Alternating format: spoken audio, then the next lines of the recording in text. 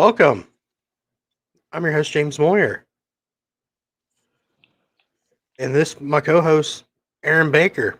Say hi, Aaron. Fuck all of you. Welcome to another episode of A Stick Show. And Love how what? and I love how we're just gonna move past that and just be like, all right, on with the show. On with the show. We have a very special guest. Is it Uh-oh. hijack? I kind of wish, but this is round 2, bro. With this guy right here. Hope you're excited, Aaron. And I hope everyone's excited. Please welcome Willy Does Wrestling. Hey, Willy. Well, I thought I lost you there for a minute. Bro, that would have been fucking awkward as fuck if we're like, here's Willy, and then Figure out something to say. and it's like dead silence. I said Willy Does Wrestling. Jesus Christ. Say something. Why does he give me a sniffing look? Jesus. Well, we don't know what we're doing. I just told the guys here, I said, we're going to fucking surprise. I'm going to surprise both of you, whatever I've been bookmarking on Twitter. It's a surprise. Look at me, I'm James. I'm going to surprise you. It involves WWE real ones.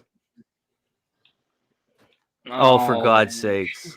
That schmack. You're going to get me riled up in the first 10 minutes, I swear. No. Not yet. I'm going to let y'all cook. Then we're going to get to the main course. Wouldn't that be the main course? Yeah. Wait. Hold on. I think I fucked that up. Yeah. Wouldn't that be the appetizer? Yeah, that's what I said. We're going to do with the appetizer thing and all with the entree and all that. Did I not just say that? Oh, I thought you just did the main course. Oh, well, fuck me. No, thank you. Oh, hell, Aaron, you're too skinny for me anyway, so fuck off. Oh, my lord. James likes fat chicks, confirmed. No shit, Sherlock. Sorry, we're in 2024. I gotta fucking mind my P's and Q's. You like thick chicks. I don't like to be called fat anymore. They want to be called thick. Nah, bitch, you're fat. You're not thick. Okay. Or I was like a little. I'm fucking speechless when he just said that. Nah, bro. I'm on a fuck all women kick here lately. God. Because this one might cause some commotion. So don't come at James, come at me.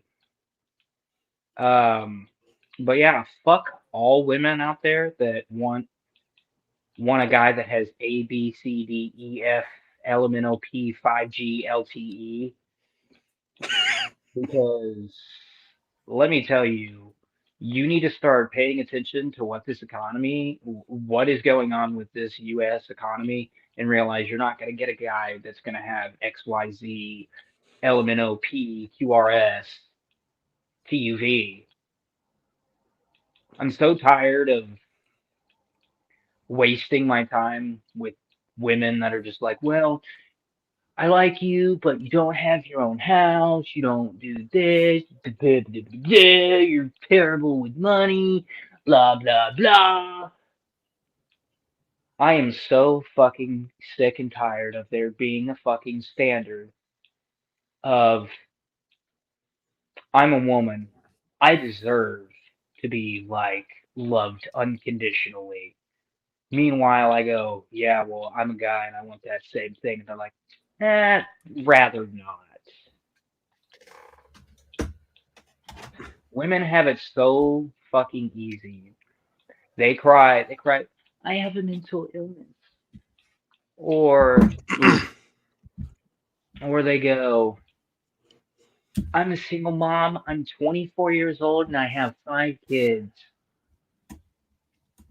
and they're just, you know, praised. Like, you do your thing, queen. Like, nah, fuck you.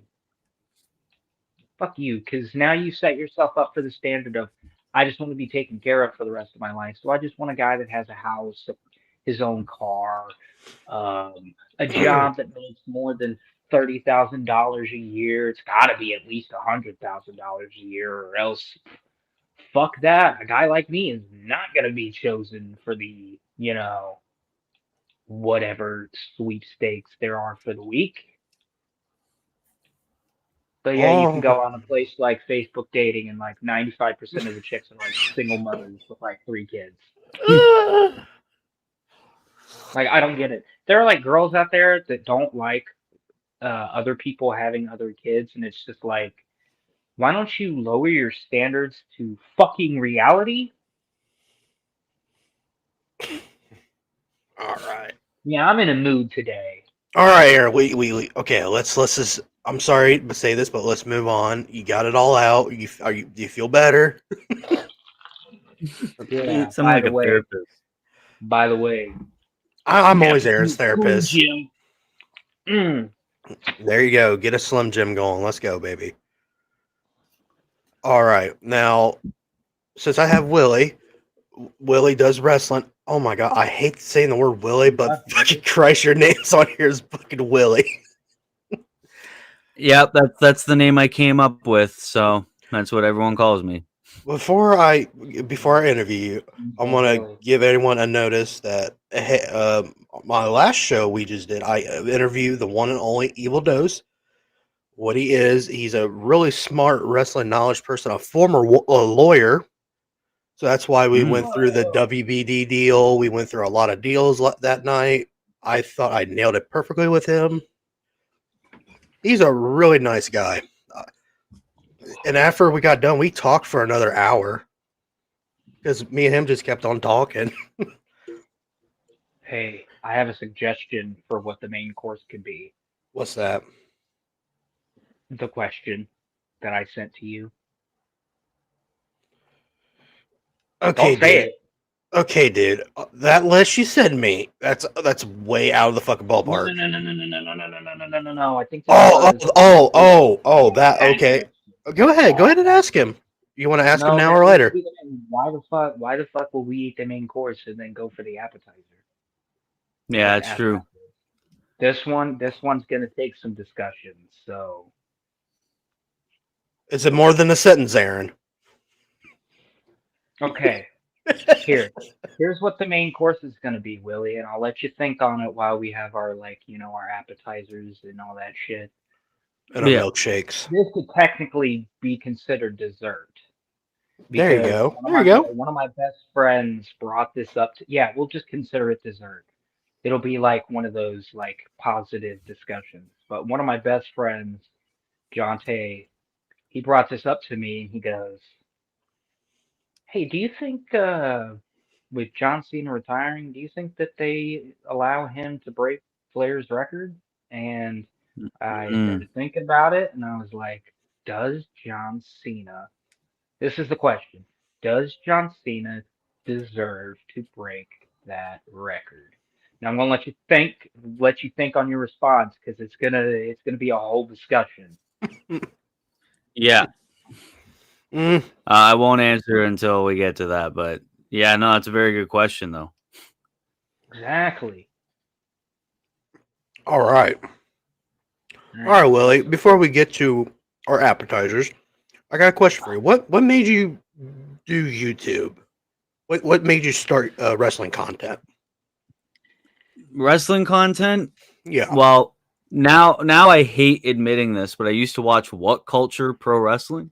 Oh my God, dude! What the hell's your problem? I was a kid, man. Okay. So I enjoyed the cringy.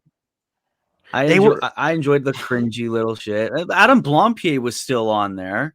Yeah, he was good. They were good. They were good back then. No. Then Wrestle Talk before they started getting clickbaity. Yep. Christian Miracle, the CinemaSins for WWE. Mm-hmm. That guy. So all these different inspirations for wrestling content creators, and then I was like, well, screw it. I watch wrestling basically fucking 24/7. So I'm gonna do a wrestling channel. Well, no, that's a figure of speech, not actually 24/7. Boys gotta sleep. Yep. But then I was like, screw it. I'm gonna do a YouTube channel centered around wrestling, and yeah, I didn't expect it to be so big in any sense, but yeah, I met a lot of cool friends from this, and I'm very grateful. And yeah, basically inspirations is all. That's awesome. Also, one more thing before we go. What made you a wrestling fan? What do you remember, like, the one match or the one segment, one promo that, like, I'm gonna fucking watch this shit. This is actually really fucking cool. Or a wrestler that you saw on TV and went, I'm a wrestling fan now because of this person. Got an answer for that one? The segment was I want to say it was 2016. Yep, that recent. I think it was John Cena's return, and AJ Styles came out to confront him, and he turned heel with the OC there. Oh, and I was like, holy shit! Beat up John Cena era. Beat up John Cena era. And obviously, I watched that whole Raw. I saw people like Sami Zayn, Kevin Owens, Rusev, and all that. And I was like, yeah, this is actually pretty sweet. Because a lot of friends at school at that point was like, hey, you should check out WWE. Like, I know it's fake and all that, but it's actually very good. Like, what they're doing right now is very good. And there's a lot of stuff that's going to happen soon with a draft and all that. Like, you should check it out. And I did. And I was glad that I did, because that era of WWE was actually very sick. And obviously you got the Shield triple threat as well. So I was like, I love this shit, man. Like, I was a casual fan in like 2008 to 2013, 14 when I stopped casually. And yeah, no, I just started being hardcore after 2016. all right. I want to tell you when I became a wrestling fan. Okay, Aaron might have to help me with the date, the year and the date and all that shit. Oh, great! That's WCW Bash at the Beach, 1996. When Hogan turned. At least heel. It wasn't 2000. When Hogan turned heel, when he became the honorary member of the leader of the NWO. That's when I became a fan. I'm old. Wow. The old fuck. Back when wrestling was good. That is fucking debatable. That is debatable. Yeah. And I'm coming from a place of somewhat of expertise, because Jonte also calls me a glut for punishment, because like every time he's like, "Hey man, I'll be right back. You want to do a watch along?" And I'm always like, "Can we watch some WCW, please? And like, can you find one thing on the show that you actually like?" And he goes, "What year are you thinking?" And I'm like, honestly, I think I need to show you like the worst stuff first. And he goes, "Oh my "Bro," god." he goes, "Dude, why would I watch the worst of WCW?" And I was like, because there's always one thing that I find on those shows specifically that I enjoy. And I'm like, yeah, I could fuck with that. Like Vampiro with the Misfits. Bro, I fuck with that so hard because I'm a fan of that era of the Misfits. And there is some stuff like right now. I'm right now on Nitro. Ted DiBiase is about to join the NWO. Like this coming night is when Ted DiBiase joins the NWO. So that'll give you like a idea of where I'm at. This is Fall Brawl 1996. This is Ooh. where this is where the NWO plants like that seed of deception, like, hey, did Sting join the NWO? And it turns out it's a fake Sting. And then Sting starts his fucking crow stuff like shortly after that. Mm-hmm. But like there's shit, James, like in between, like the Dungeon of Doom. Yeah, I That remember shit them. should have fucking died like way before, because like there's still like Kevin Sullivan is feuding with Chris Benoit. Benoit, Yep. and I gotta fucking sit through that. Fucking, I gotta watch Mongo matches. Those are. Oh, I'm so sorry.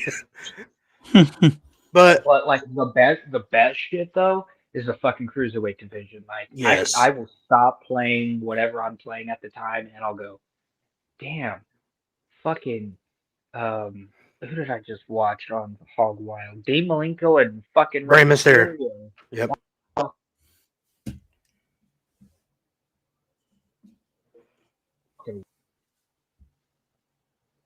But he did mention Mongo McMichael.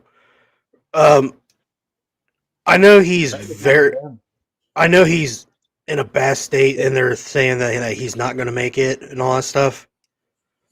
But congratulations, Mongo, for becoming a Hall of Famer, buddy. You deserved it. Sorry, that was just a weird thing for me to say. Skills, bro, his promo skills. Him with Kevin Green.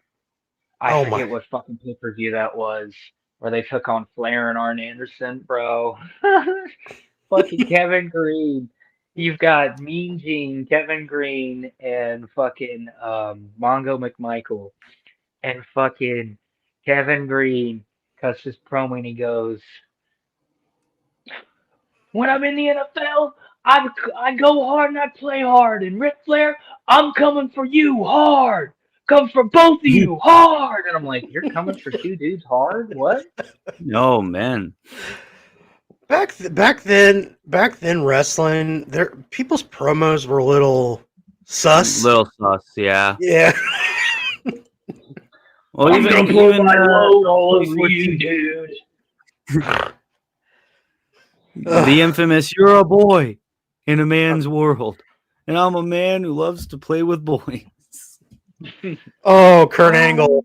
Kurt Angle. McMahon, love Cox. That version of DX is so fucking unhinged compared to like the early DX. I don't Like know. no. I've watched all of it. I From prefer. Rise to the fucking downfall, I because prefer. I'm literally like right in the middle of where X-Pac is about to take on Shane McMahon at WrestleMania. Yeah. But I have some great news. Guess what I just subscribed to? Pornhub. TNA Plus. No, James. Jesus Christ. TNA Plus. Wait, no. Jesus Christ. No, TNA Wrestling. Okay. Oh, really? Yeah. Their subscription service, I think I'm paying like maybe $10 a That's month. not bad. That's not bad. No. And I get to pick back up where I left off, where Ron the Truth Killings wins the NWA title. I'll repeat that. Yeah, that's right. R-Truth was the NWA champion. Weird to think about. And I like his stuff in TNA a lot better than I like his stuff in WWE. Not gonna lie. Because when it was wrestling, I would get some like ideas from like early TNA. And I'm like literally I'm watching like all the early pay-per-views and stuff. And I blame YouTube for me subscribing to TNA Plus, because YouTube TNA's YouTube page, they'll have like full shows and stuff. And I just watched, I think it's Hard Justice 2008. Main event was Samoa Joe versus Booker T in a 6 sides of steel cage with weapons match. Yeah, that's a mouthful. But yeah. In that show in particular, I forgot to mention this. I actually got to see Petey Williams hit a Canadian destroyer on none other than Consequences Creed, AKA Xavier Woods. who will be turning heel on Kofi Kingston and Odyssey Jones. But back when you Whenever saying the fuck about he feels like it. yeah. But Aaron, back when you saying about DX, I prefer what DS I like is when Shawn Michaels is on. Full of crap.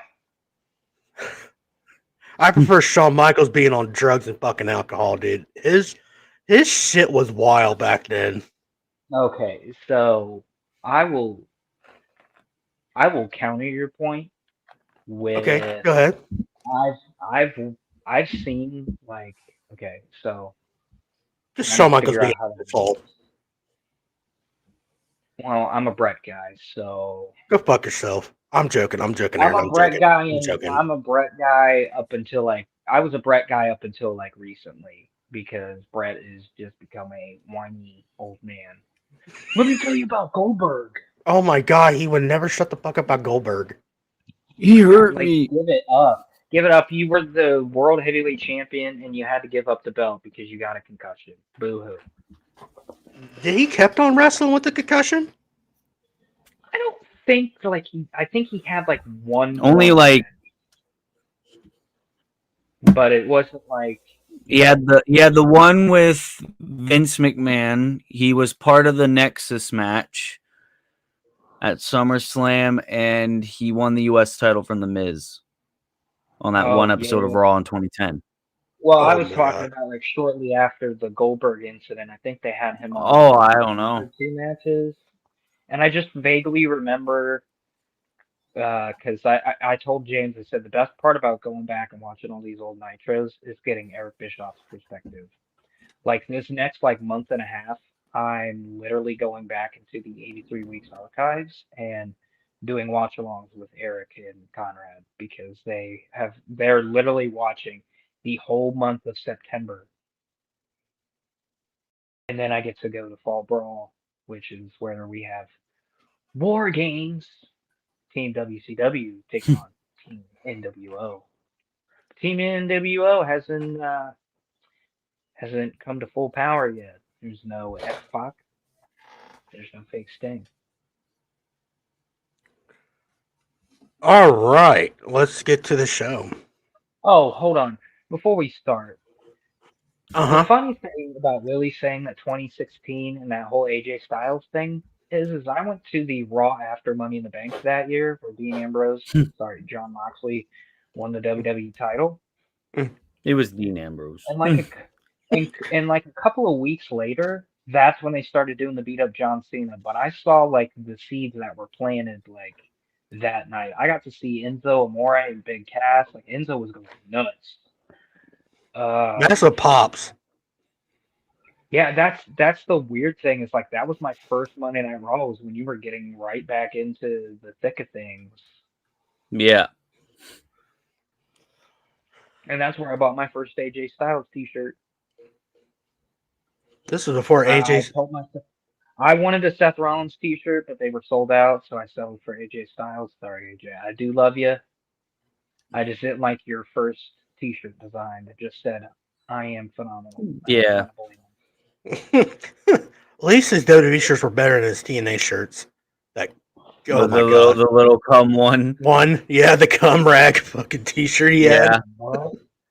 What? Have you not seen that design? Look it up. Mm-mm. AJ Styles cum. It looks. It looks like someone put fucking AJ Styles cum rag on my fucking search history. What the Just look fuck? at here. Google this. AJ Styles worst TNA shirt. Oh, okay. But we're gonna move on. It's Willie, how you feel about this year's All In, buddy? I want to say the card. What is that? Yeah, there you go. He saw the shirt. Perfect timing. That's fucking crazy. It's like I thought he was talking about the All In card. What's your thoughts on Who All are In this you? year? What the fuck?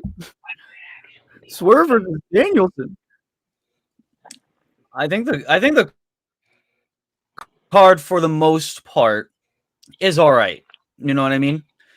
Like, there's a lot of decent matches on this card. Like, I'm looking forward to Swerve and Danielson, obviously.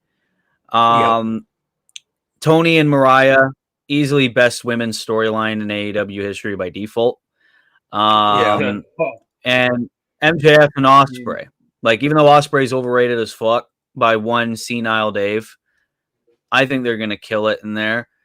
And I'm also looking forward to the Casino Gauntlet, especially given the news. Spoiler alert: Ricochet's in AEW now. Sweet, we're gonna see him in there. But obviously, there's also a lot of stinkers. The fuck am I gonna see Jericho and Hook again? Why? I don't want to see it. Yeah, same here. I got the only three teams. The only three teams in AEW that are getting pushed ever: Young Bucks, FTR, and the Acclaimed. Fuck the Acclaimed, by the way. I don't want to see it. Well, actually, I love Bowens. Fuck Max Caster. Oh, and everyone already knows how I feel about Mercedes Moné. Get the fuck out of here. I only care if Britt wins, but you know the creative control ain't gonna allow it. That ain't gonna work for me, brother. So I'm half and half with this card. What do you think about Jack Perry versus Darby Allin versus a Coffin match? Nah, I think it's all right. Like, makes sense, especially with the new design of the TNT Championship, which actually looks fire, by the way. But yeah, like, I don't want Darby Allin to win. That's all I care about, is because I want Darby to win the world title. Hot take. Oh, I don't want him to win the TNT for the third time. I want him to win the world title from Danielson. Me and my buddy were talking about this match. We're like, how many glass spots, barbed wires, flaming tables, and all that shit we're going to have in this match? It's going to be like a GCW wet dream.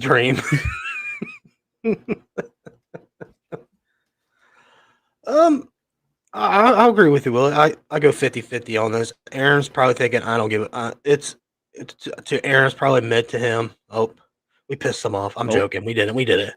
He might have cut out. I agree with you. We'll go 50-50 on this.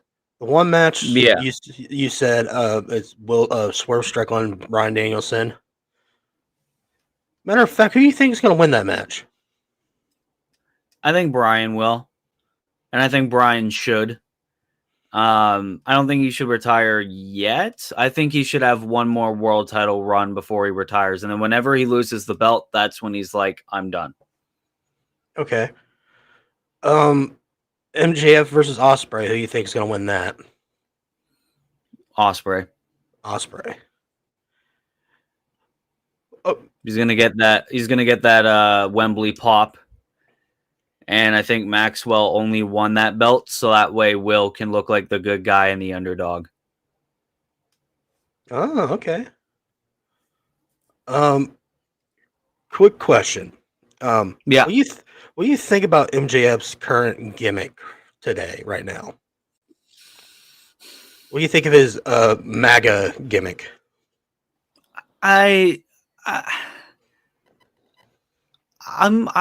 don't know. Like, him being a heel, I don't mind. But the American gimmick, it's just like, I get it. You're going to Wembley and you're facing a British guy. But it's like, it doesn't need to be that goddamn over the top. You know what I mean? Yeah. So I'm half and half. Like, I'm fine with the whole, I'm a bad guy now because I used to be the most loved guy in AEW. You came in, took that all away. Great explanation. But you had to wait till the Dynamite before to say that? Because before, it was all like, I love America. Fuck yeah. Like, no. What the fuck? Yeah, America. Fuck yeah. MJF. Can you guys hear me now? Yeah, we can hear you. Yeah. Jesus Christ! Like I was like trying to comment on the fucking AEW All In card, and fucking y'all were just talking all over me. I was starting to get I was fucking just hot. And I was like, what the fuck? Okay, what do you think about the card, Aaron? There you go. Well, first of all, my iPhone is like being gay, so I can't even see what the fuck you're showing me right now. Hold on, let me see if rainbows. I can't even click on a fucking screen. Whatever. Look up the card. He's using an iPhone, so he can't really see what I put up on the screen. So I have to like explain to him what's on the screen. Yeah, it makes sense. But he's upgrading here soon. Hold on. I'll be right back. Hold on. Nope. Okay. What's your thoughts on MJF and Ospreay's go home segment last Dynamite? I think it was good. I think it was a very good promo exchange, and I think we should have gotten more of that in this entire build. And that's what I don't like. Like AEW will wait until like the last week per se to really build everything.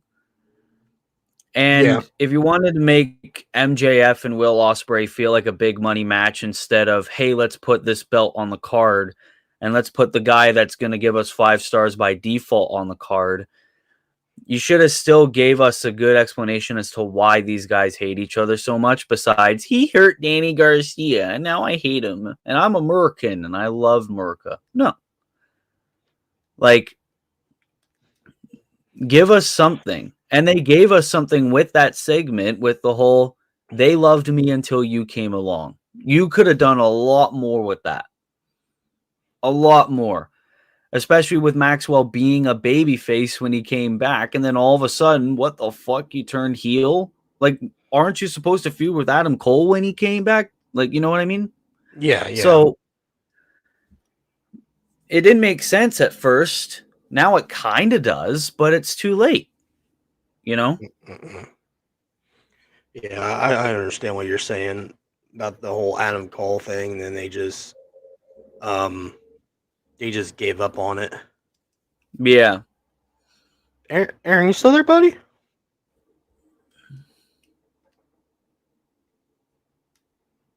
No? Okay. I also noticed that this collage missed the trios title ladder match. Oh where yeah, the Patriarchy is going to face the Guns, House of Black, and a fourth team. Who do you think's the fourth team? Well, I think they announced it's either going to be Pac and the BCC, Claudio and Wheeler Yuta, or it'll be Leo Rush and Top Flight. Oh, Jesus Christ. That's what they announced. 2 random trios. And I think if they're out of the 2 of them, I'm going to go Pac, Claudio, and Wheeler. I think they should be in that match. Especially Pac. He needs to be in Wembley. Yes, he needs to be in Wembley. And the whole Lucha Brothers thing, I don't know what's going on with that. There's been rumors that Lucha Brothers already signed with WWE. But yeah, I don't think they already signed. There's been but there's been rumors, but half the times I don't believe the goddamn rumors on Twitter and shit. But yeah, Tony Storm versus Mariah May. You said this was the best build up by default. What by default? Okay. Why you say that? Well, I mean, how personal the story is and how much they built Mariah up, and making it seem like, hey, Tony Storm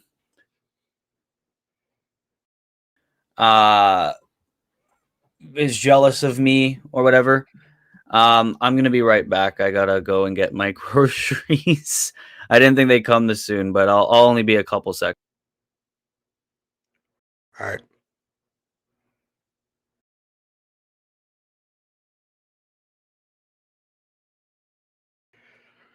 All right, Will be back.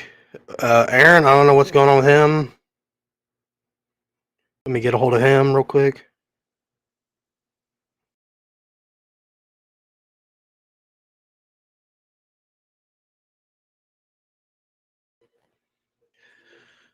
I'll get my actual thoughts on this card. I'm 50-50 on it. Like he said, Daniel Bryan, Jesus Christ, Bryan Danielson, Swerve. I'm really into that, even though I had shit thoughts on it. MJF versus Ospreay. I really want to see that match. Brian May versus Tony Storm. I really want to see that. I kind of want to see Darby Allin versus Jack Perry. Are you there, Aaron? Hello? Yo, we can hear you, buddy. Willie went You can to hear do something me? real quick. Yeah, go ahead. Okay, so I looked at the card. All right. I have to say, I have to give some props to good old TK. Go ahead. I'm actually kind of interested in the casket match with Jack Perry and Darby Allin. Because if I know Darby Allin, he is going to be fucking insane in the membrane. But what I was trying to say is that I don't know if Willie had read this or not, but last night I had read that there was a rumor. And this is coming from fucking Dave, so take it with a grain of salt. Go ahead. There was a rumor going around that the idea is to get Darby Allin as the AEW World Champion. Yeah, Willie was he was talking about it till you like kept cutting in and out. Oh, yeah, I don't know what the fuck is going on today. Yeah, Pisses me off. you're right on. But is there any other matches that you really wanted to see off this card? Uh, Swerve and Danielson, and of course MJF and Ospreay. That's gonna be fucking nuts. That is gonna be fucking nuts, my guy. What about the Mariah May and Tony Storm match? Oh yeah, that was another thing that I was trying to say, but my microphone just decided it didn't want to work today. What is? Oh, okay. So thank God I was able to get this to work because I have it. I have the show up now on Twitch, so don't be alarmed if we've got like one viewer. It's me. That's fine. Um, kind of wondering why Willow Nightingale and is that Minoru Suzuki? Hold on No, real quick. no, Hold is on real that quick. Ishii? Yeah, it's Ishii. Okay, so why is he teaming up with Willow Nightingale and not Orange Cassidy? That's the good question. The tag team match, the triple threat. I don't give a fuck about either of those teams anymore. Jericho and Hook. I don't need to see this again. Um, the women's title match. Oh wait, the TBS title match with Mercedes Moné and Britt Baker. Britt Baker doesn't win. I probably will not be watching AEW for quite some time because that just means that Mercedes Moné is gonna beat everybody. And then the women's title match, I haven't really been paying much attention because I just don't have enough time and I work Wednesday nights, so I don't get to watch AEW live like I used to be able to. I haven't really been seeing anything, but what I did see involved Tony Storm, and it was her match with Saraya from this past Dynamite, and how bad it sucked. Oh my god. Oh yeah, I posted in our. You forgot to also mention that we have a Discord. Oh yeah. Yeah, I posted in the Discord on the AEW fans chat only thing which I find funny that I made like a little joke, and I was like, "Wow, this place is kind of empty, kind of like AEW's viewership." And then like shortly after, that's when you started posting up all the rules and shit. I was like, "Good on you, buddy. Good on you." I No, posted the ratings in that chat, let me see if I can pull that up. and that match got the lowest rating of the night.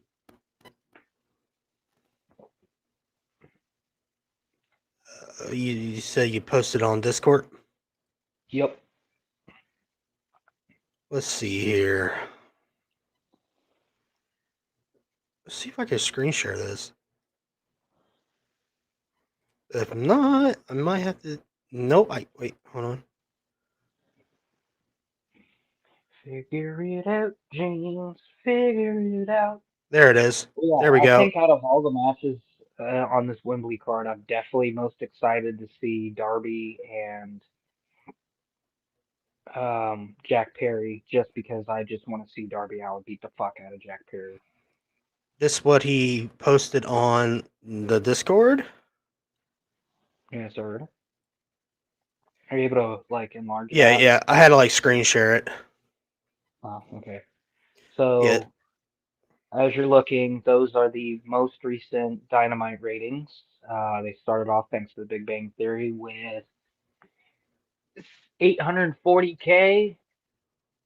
That was for Britt Baker, Mercedes Moné live promo, an angle with Camille, Chris Jericho backstage promo. So they dropped to 734,000 with does this say ad break? Yeah, ad breaks. So it's got Jericho versus Tommy Billingham, picture in picture, the learning tree, something angle in an ad break. And then there's the Tony Storm versus Soraya, picture in picture. Oh my god, they dropped. Yeah, 683, and then they increased for Will Ospreay and MJF's live promo. And then they kind of, the lowest rating was, wow, what do you know? It's the Young Bucks. It's the Wow. Young Bucks that caused them to dip on that last quarter hour. That's crazy. Oh my god. Who would have thought? That's crazy. And here's the thing: I used to like the Young Bucks. Go I ahead, never really did. fucking call me an asshole. I don't care. I used to like the Young Bucks until I started seeing what the Young Bucks really were, and I was like, I actually don't kind of like you, because now it's definitely looking like AEW is almost like WCW, and it's really funny. It's really funny when I see on social media people go, Dynamite has passed WCW Thunder in number of episodes, and I'm like, and there's the WCW comparison again. But yeah, you guys aren't like WCW at all. That's weird. Another dip too is their overrun with the Swerve and Bryan Danielson live promo. Yeah, it's because the fucking Young Bucks scared everybody off. Yep. Yeah, that's bad. Even then, there was probably better shit. There was probably better shit to watch at 10 p.m. What was on On 10 p.m.? Wednesday, Yeah, I'm trying to think what was on Wednesday 10 p.m. I don't know. I don't watch cable that much anymore. No, I'm on streaming platforms every day. Yeah, me too. Like Aaron said, we do have a Discord. If you guys want to join, I have some links in the Twitter page. Feel free to join. I don't care. But I do have sets of rules. We're going to be 50-50. No toxicity and all that shit in my damn Discord. If I see that shit, Aaron, you shut the fuck up. I don't care what Aaron posts. If you don't like what Aaron posts on it, don't come to me and whine about it. It's Aaron. Aaron likes to do that shit. But we're going to be 50-50 on this server. It took me a while to make this goddamn server. But feel free to join. We're 50-50. I have chats where it's AEW fans and there's a chat for WWE fans. I'm going to end up making a fucking channel with 50-50 if it comes down to it. Should I make a debate channel in there? I should. No, you should not. Oh my god. It's gonna be way too bad on there. Okay, I won't then. It'll be nuts. Yeah, because then you'll see me in there every day arguing with somebody. Arguing with some 12-year-old, they're crying to their mom. You'll have like 20 notifications, and they're all from me responding to just one person, which is straight factual evidence. Let's And hear the person obviously is not responding. not a good wrestler. Here's the reason why I think Will Ospreay is a great wrestler. He's very entertaining, blah blah blah blah blah blah. Here's what his quarter hours have done in the last like 3 or 4 months. No Wow, selling that's builds an story, injury. man.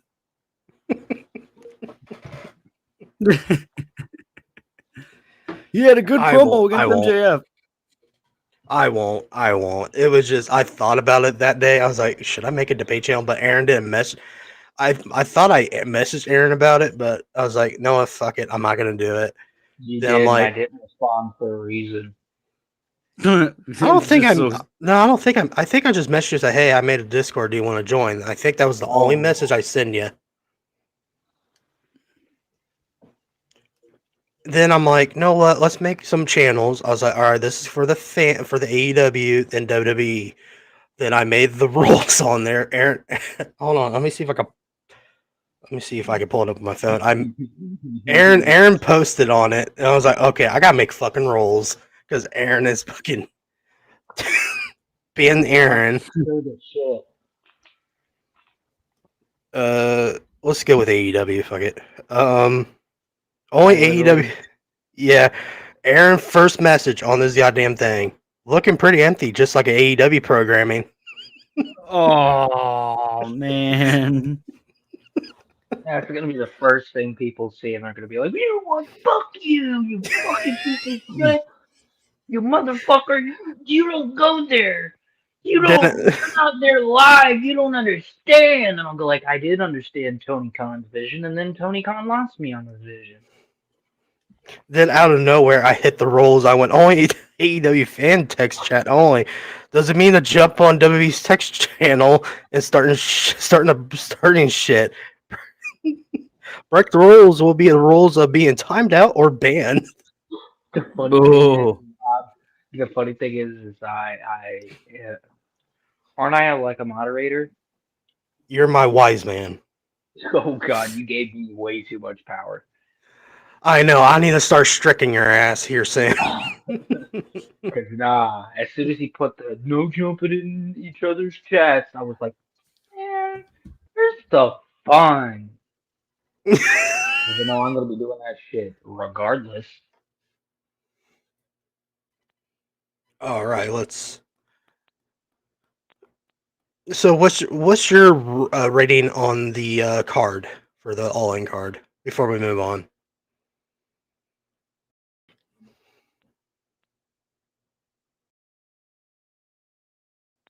I think I lost Aaron. We're gonna move on.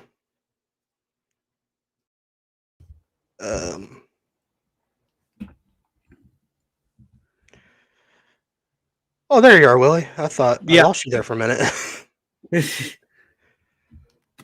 Okay. No, I had to answer questions from the family. So the fam. Family always. Yep. The fam always needs me when I'm recording. So it's always great. But family comes first. That is true. Let's move on. Let me see if I can do a next topic. Let's see. We could talk about the Jack Perry belt. Of course, it's air gold. Yeah. There you go. How about that? I don't know if I got the video of him making the belt. The video of him making the belt was absolutely sick. Like, he made that shit entirely from scratch. And And the design looks very good for the gimmick that he's trying to sell. And even if Darby Allin wins it at All In, it could also suit Darby very well as well. Yeah. So that's what I like about this. And I know everyone's like, oh, there's been a shit ton of custom TNT belts. What's so special about this one? I like how it looks. Like, this screams to me like you're going to have to kill me to be the very best. You know what I mean? And especially with the fact that Jack Perry made the belt, it makes it all the more interesting and all the more praiseworthy to me. Oh, I do have the video. All right. Oh, there we go. I did bookmark the video. All right. This is what I was talking about. He custom made his gimmick. Oh, no. Sorry. Gimmick. Yeah, gimmick belt. Let's just say that. For his gimmick belt. So here's the video.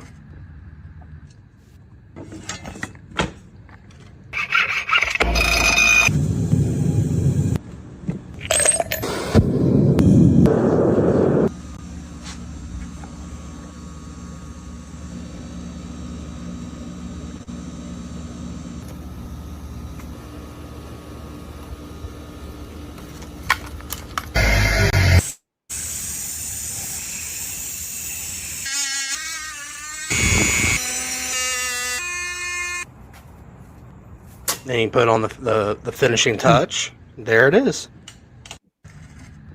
Yeah, that's pretty fire. Yeah. I actually kind of liked that video. I was like, oh, he made his fucking gimmick belt. That's fucking cool. Yeah, I'm glad that he did that instead of like someone in the back, some underpaid fuck in the back just making that. Yeah.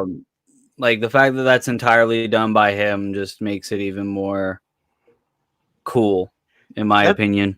That was when that video first came up. I'm like, he made the belt. So I watched the video. I went, oh wow, that's really cool that he made the fucking belt and made it what it looked like. Yeah, I just like how he had the red paint and just one slap stroke, boom, that was it. Real blood.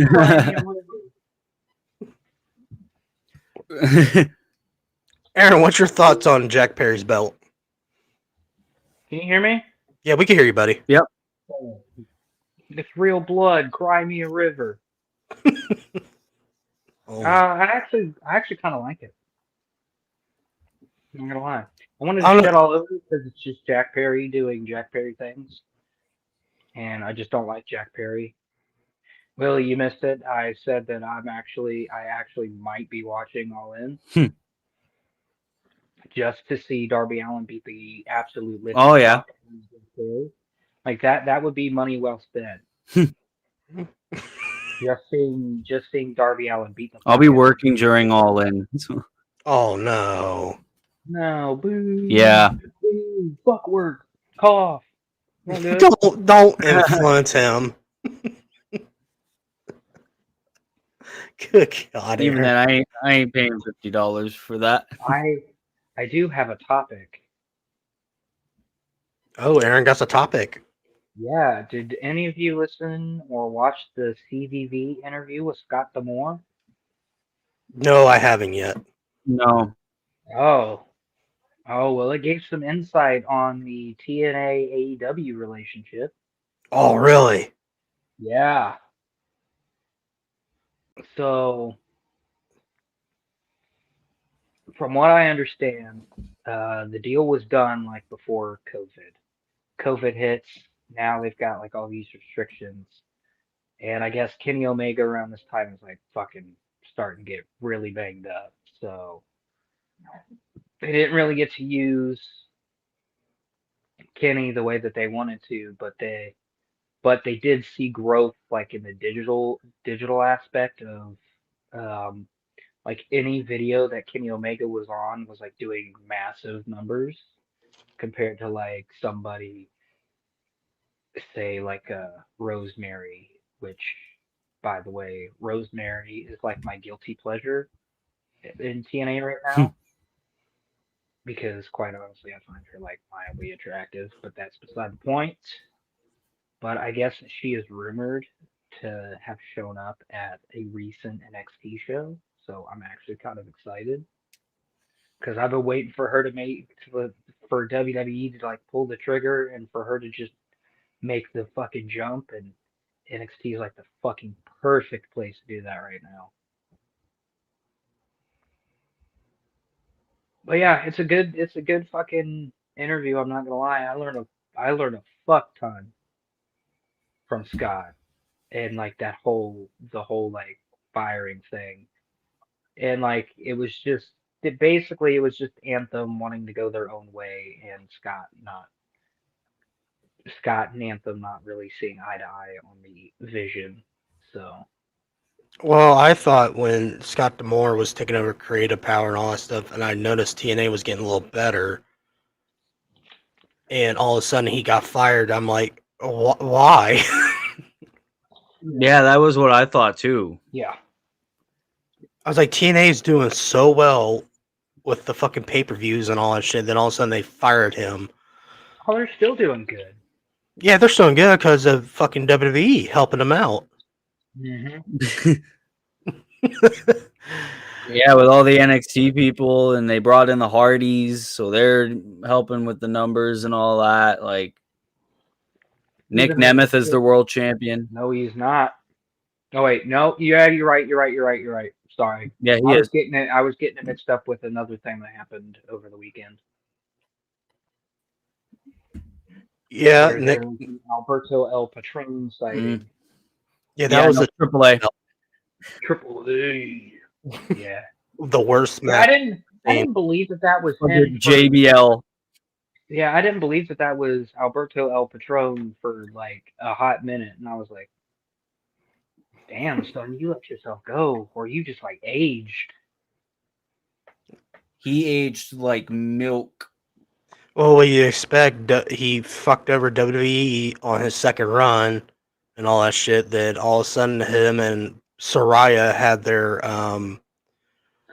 Public domestic display of abuse affection. trial going and all Oh. that shit. Yeah. Yeah. Then him getting arrested for drinking and driving and all that stuff really didn't help him a whole lot. That's why he's been blacklisted from WWE for so long now. Yeah, I was like, God damn, what is Alberto Del Rio doing? And I watched this match. I watched it on Twitter because some fool fucking posted on it. I was like, oh, I'll watch this match. Whoa. Then I'm like, what the fuck is this match? This match sucked. And it ended on a fucking low blow. And I'm like, oh, okay, whatever. You gotta watch AAA to understand like most of the shit that's going on. Well, Conan's the booker, so I can't really fucking believe what Conan's booking half the times. True. Because half the shit he says are bullshit fucking statements. So, sorry, Conan. Would love to have you on the show, Conan. It'd be great to talk about your WCW days and all that stuff. I could personally do that. Yeah. Dude, James hates you. I don't hate him. I don't fucking hate him. It's just, not only that, I love his podcast, but goddamn, get rid of Disco Inferno, because all I hear is, it's me, Kermit the Frog. How's everyone doing today? Disco fever. Disco fever. Speaking you of, can tell I've been watching fucking WCW because that's all I hear when he comes out. Disco fever. Disco fever. Yeah. And I'm like, oh, I don't have to pay attention to this match. I know who's on my TV. Sorry, Glenn. and you sound like Kermit the Frog that's on crack, so fuck off, dude. Fucking hate your voice. Oh my god. Conan, the reason I like his podcast is because Conan's straight on with his statements. Then here comes fucking... Then here comes fucking Disco. But Conan, you're wrong. I think he's very good at what he does. Shut the fuck up, dude. Patrick Mahomes, is that you? That's Did we what get Disco... Patrick Mahomes on the podcast? No, that's what Glenn fucking Patrick. sounds like. Patrick, I hate your fucking guts. I just want to let you know that. Cincinnati has your number, bitch. Aaron mentioned about the Soraya versus Tony Storm match, and I got the video of their little Oh, exchange. I did not realize I bookmarked this, but I didn't even see the yeah. match, so this will be news to me. okay. Here we go. Are you guys ready? I'm not. No, hold on. This I'm could not- have used some justified. This is awful chance. I am not Huff. I am not. Sagano's funny. I love Sagano. He's really funny Yeah, on me Twitter. too. You know who else is really funny? What? Raven. Raven should come on the podcast. That'd be cool. Scotty? I would love to have him on the podcast. I'd love to talk to fucking Scotty. Raven. I would. Let me tell you something. When the WWE Network launched, there was only one wrestler that I was looking for in particular, and it was fucking Raven. Because I had watched some of his stuff, like when he was with TNA. Didn't realize that I was watching TNA. I thought it was WWE. Listen, like my first like wrestling experience was like watching TNA. Like I watched Samoa Joe like brutalize Booker T, and Booker T is like bleeding from the mouth, and I was like, oh my god, that is fucking cool. I'm coming back next week. But yeah, love to get Raven on. This Sagano posted this, and he says, this could have used some justifies. This is awful chance, which I thought that was hilarious when he said that. So we're gonna watch this god awful fucking segment. Aaron, you don't have to watch, but me and Willie are gonna watch it because this is new to Willie. So because you didn't see the match, I watched the match, and I about puked in buckets, and I about drank myself to death. Ew, gross. What the hell? I was trying to alcohol poison myself watching this fucking match. Bless me. All right, here we go. Toni Storm was the AEW Women's World Champion for the second time, and she lost the title. She had a bit of almost a descent into, I don't want to say madness, but unorthodoxy. And look at this. Toni Storm. Some of that trick. What the fuck old is this? sport-style wrestling tricks. As now, she wanted to shoot the single leg. And now goes over the top, rolls her up, and now high stack. Saraya able to break free. Now Saraya, though, the cradle. 2. Toni Storm able to break free. Got to be careful, though, Shivani, playing games with that lady there, Saraya. She is so accomplished and so credible. Okay. What's your thought, Will? Bro, I've now seen this like twice, and it gets worse every time. It gets worse. I don't every understand. time you see it. All right, Will. What's your thoughts? I don't understand what I'm supposed to do. Am I supposed to laugh? Am I supposed to be like, holy shit? Am I like, what? I don't understand with the whole like Toni Storm looked like she was gonna like try to low blow Saraya, like the little fake out there. And then what you see in almost every wrestling match nowadays, where it's like the roll through, and then they roll through, and then they roll through, and it's like, no. I didn't like the part where she slapped her thigh, calling her fucking shot. I'm like, no, don't do that. Yeah. Oh my god, Aaron, what's your thoughts, buddy? He's gonna shit on it. Makes it so fucking bad is that there are people that are just like, yeah, and I'm like, and everybody else. But you want to know the real reason why they said that, though. Wink. They love some titties. They love them. They love the women. There's probably mostly males cheering too. Yeah. That was. all the women there would be there with their boyfriends, being like, "What the fuck is that? What is this? What is these two girls? This is better than." This is better than staying home and watching TLC in Lifetime? Oh my god. I'm missing The Bachelorette for this.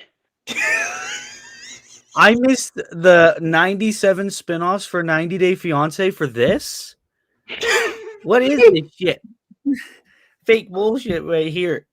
I should be watching a true crime documentary, but you have me watching Tony Foreman. I should be watching Dateline. I should be watching this documentary about Scott Peterson, and you just took me to Soraya and Tony Storm. That was bad. I should have watched Surviving R. Kelly, but you took me to this.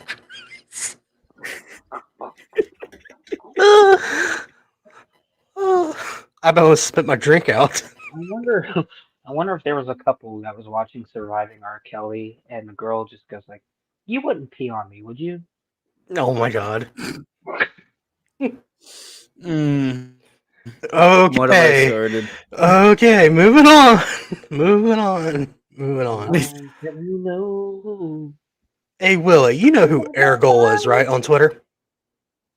Yes, I know. I muted him. Fucking terrible ass Twitter account. Yeah. Yeah. Okay.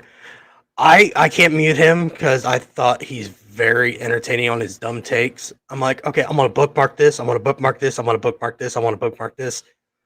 Then Aaron likes to shit on Wrestling Otaku and WWE Roll-Ons, but he needs to shit on Air Gold because this guy is something.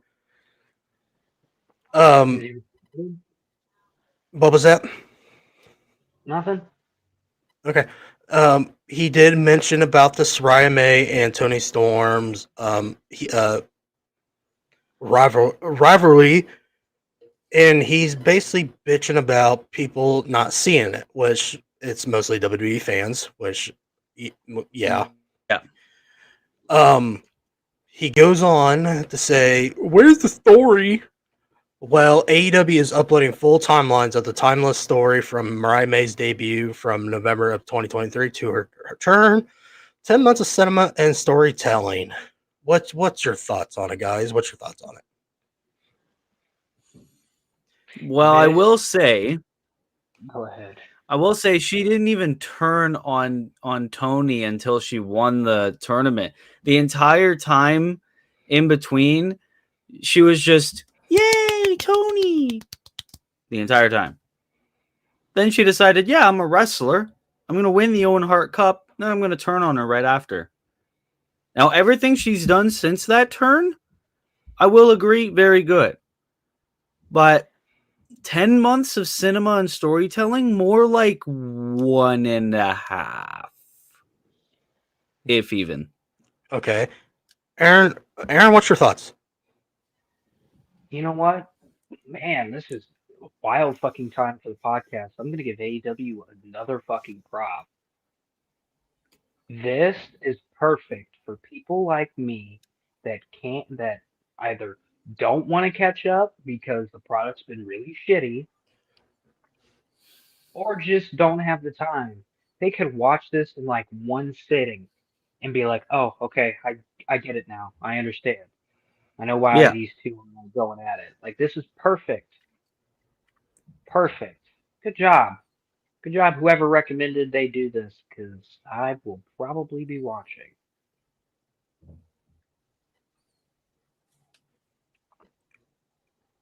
And any more thoughts? Well, I'm just going to say that I agree with the whole playlist thing, timelines, whatever the fuck they call it. Yeah. Because, people work.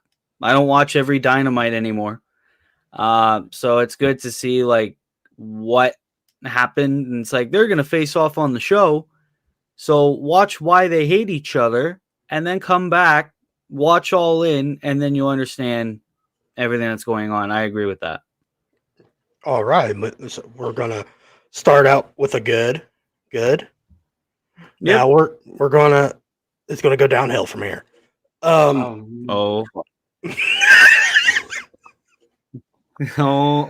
He went on a rant about AEW. Air Gold.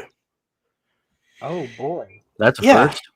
It's a first. He's been doing it for the past 2 weeks now or more.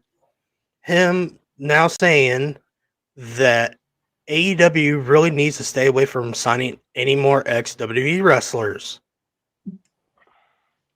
What is your guys' thoughts on that?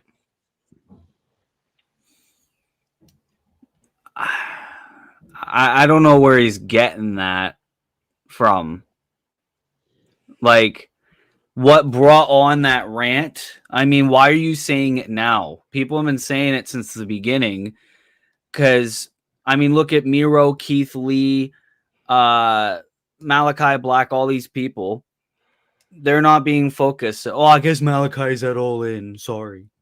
But you know what I mean. There's plenty others that don't get that focus. And I think actually where he's stemming that on is the rumor at the time that Ricochet was being signed to AEW.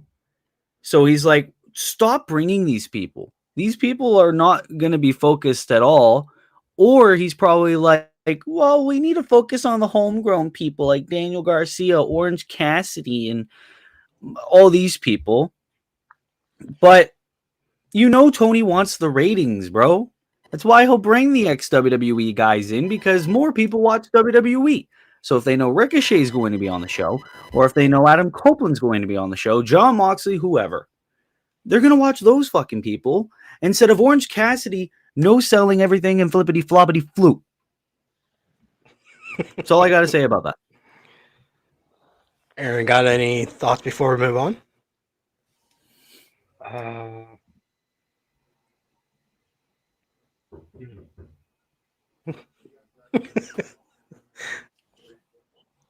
Airgold probably didn't get his media rights pass. Probably, So, yeah. probably like, fuck Yeah, you. that's probably, he didn't give me access to All In. I'm pissed. You didn't fly me out of Wembley, you little fucking loser.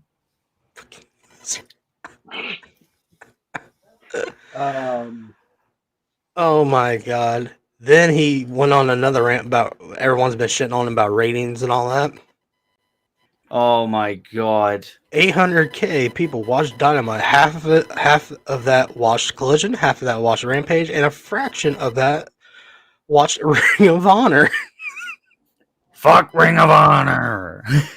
Just let Ring of Honor be its own separate entity again. I think Tony Khan needs to sell Ring of Honor to somebody else. Because right now it's just like FCW for AEW. You know what I mean? Mm-hmm. Yeah. It's just like, here's all the people that we don't put on our shows, or we don't want on our shows anymore, and we're going to put them there. Or that we have no room with. And it's basically Dustin Rhodes' show now. It's Ring of Honor. Fuck it, give it to Dustin Rhodes. Dalton Castle. Looking at you. Yeah, fuck, give all the belts to Dustin Rhodes. Hell, fucking sell to fucking Sammy Dustin. Guevara. Oh my god, what? yeah. Mercedes Moné's on AEW now? Mercedes Moné's on AEW now? Fuck it, put Sammy Guevara on Ring of Honor. He said bad shit about her in the past. Fuck that guy. I did not forget about that interview. Was that bad? Yeah. Where he said that he was gonna R-word. He was gonna R-word Sasha Banks. Yeah. Yeah. He got called out in the speaking out movement, and then he got suspended for a month. Then he came back. Then he was never on TV. Then he came back. No, he won the TNT title a couple of times. Okay. Then he lost that belt. Then we never seen him again. Then he came back.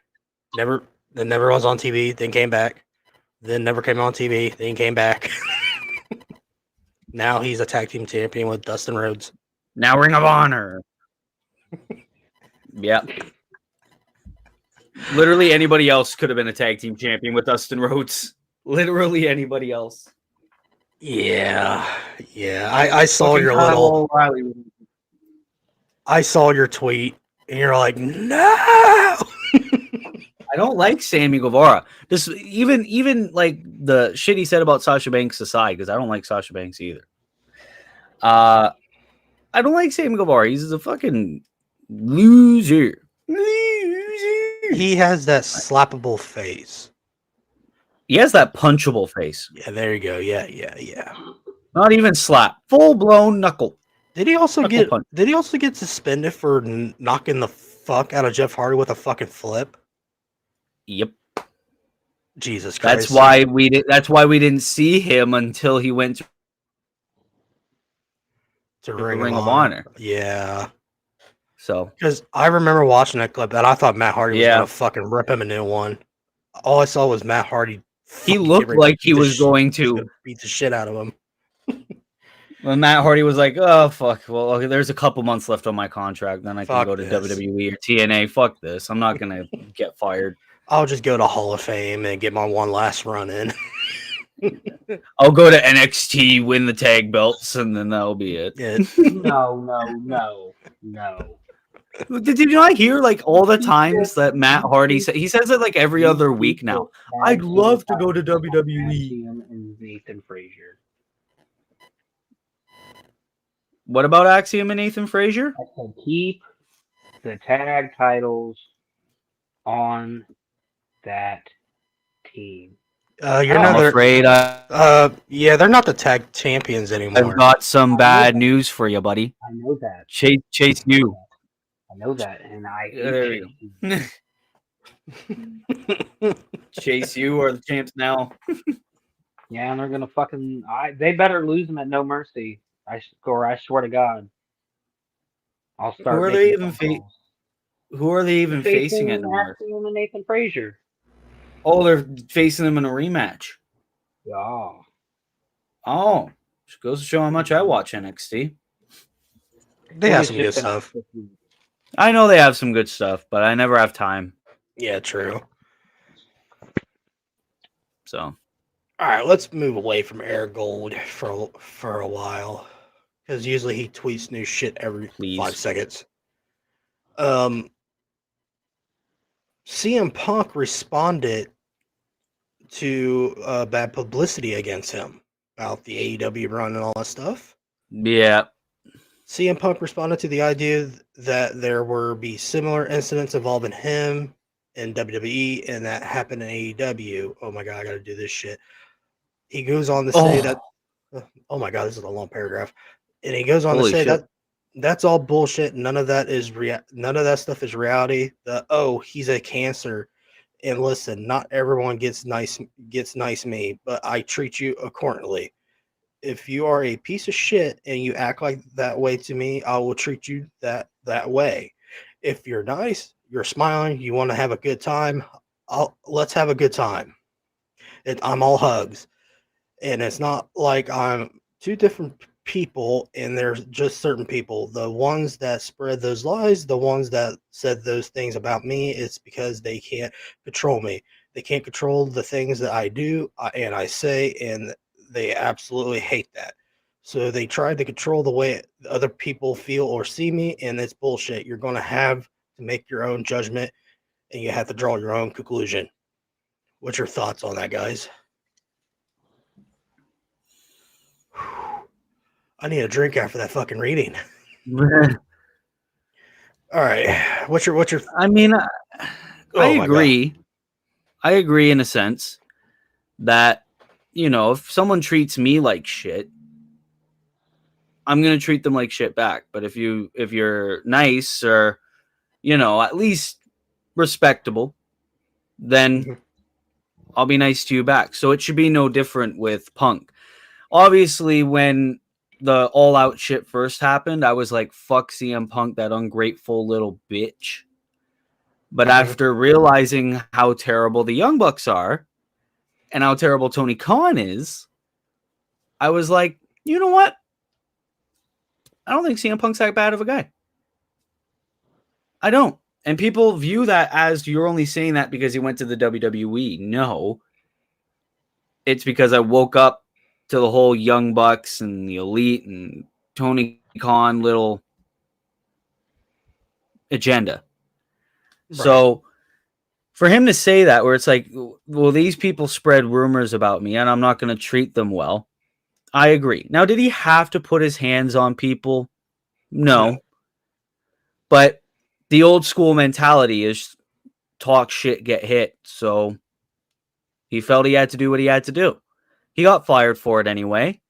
And right now in WWE, it seems to be all sunshine, lollipops, and rainbows. So, yeah, I feel like he did the right thing, essentially. Aaron, any thoughts? Not really. Willie kind of hit everything that I was going to say. Okay. All right. Let's see here.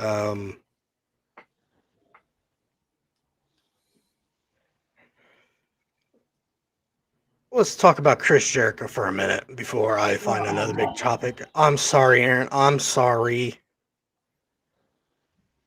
But he had to say this, and I'm like, okay, this would be a good topic. He goes on to say Chris Jericho takes credit for putting a spotlight on Cody Rhodes.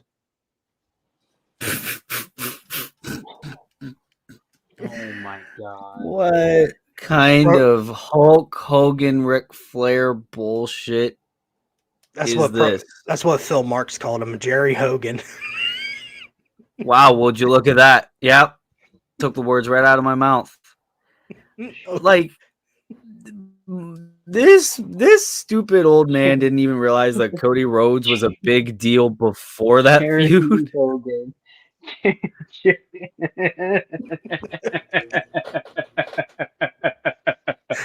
See, I told Jared y'all, Hogan. Jerry Hogan.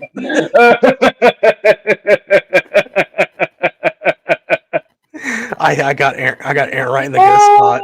Wow, look at that. Because it's just the short version for geriatric Hogan, which is what fucking Hulk Hogan actually is. By the way, shout out to my sister Brittany. She never watches any of these, but I'm gonna tell her to watch this one because I gave her a shout out. She actually got to meet Hulk Hogan this week. He is doing his fucking round the country tours of his shitty beer. Him supporting Trump. Yeah. Apparently, it was only like a meet and greet thing, and like he wouldn't sign anything. So, yeah. All right, Willie, what's your initial thoughts on Jared Hogan thinking he put a spotlight on Cody Rhodes? Cody Rhodes put a spotlight on himself, buddy. That whole Ring of Honor shit and the indie shit and everything with the Bullet Club. Let me tell you, Jericho I've been a Cody stan since 2014. Well, whenever he left after the whole Stardust thing. I actually liked Stardust because I knew who the fuck was playing Stardust. Bro, anyway, the face. You could have been able to tell. Right. But anyway, I always knew that like Cody was leaving and doing his own thing when he made the list of people he wanted to wrestle, and like Kurt Angle was on the top of the list, and I was like, this man is betting on himself, and I'm here for the fucking ride. Like all of his big matches, I would go out of my way and like break the law and illegally stream them just so I could see like fucking how Cody's doing. And there was a thing that I saw last night on Facebook where somebody ranked the current WWE roster of this was obviously a Roman Reigns fan because they had Roman on his own level, and then there was like elite, good, mid, and awful, and they put Cody Rhodes at mid, and I was like, how does that make sense? I've seen a lot of people do that ever since WrestleMania, where it's just Roman's the GOAT and Cody's shit. Because there's so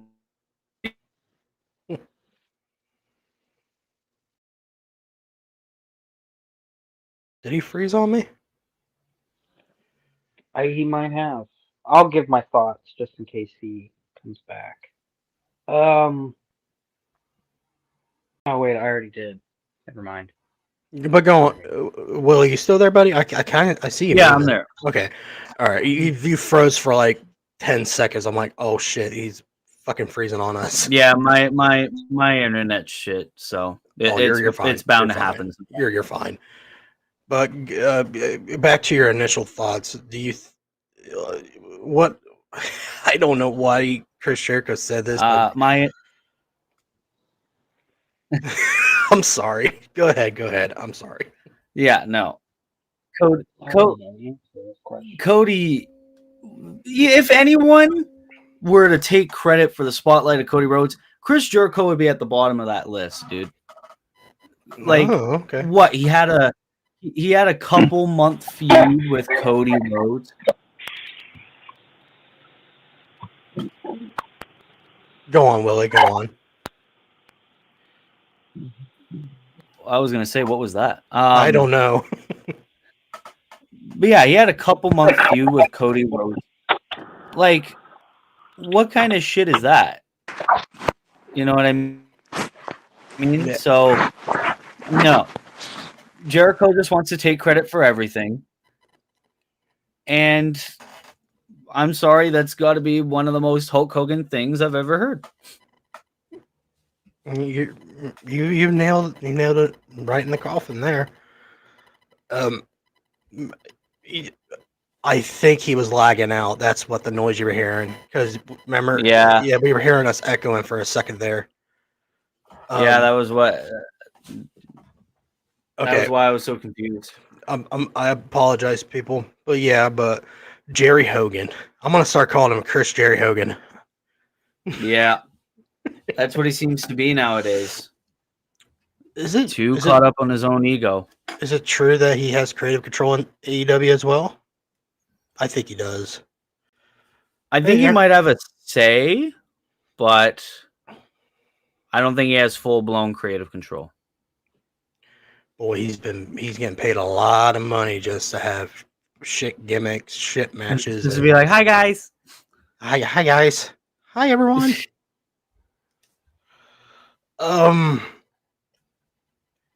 Speaking of Chris Jericho, I'm sorry, but I have to bring up Eric Gold for this one again. I didn't realize who posted this.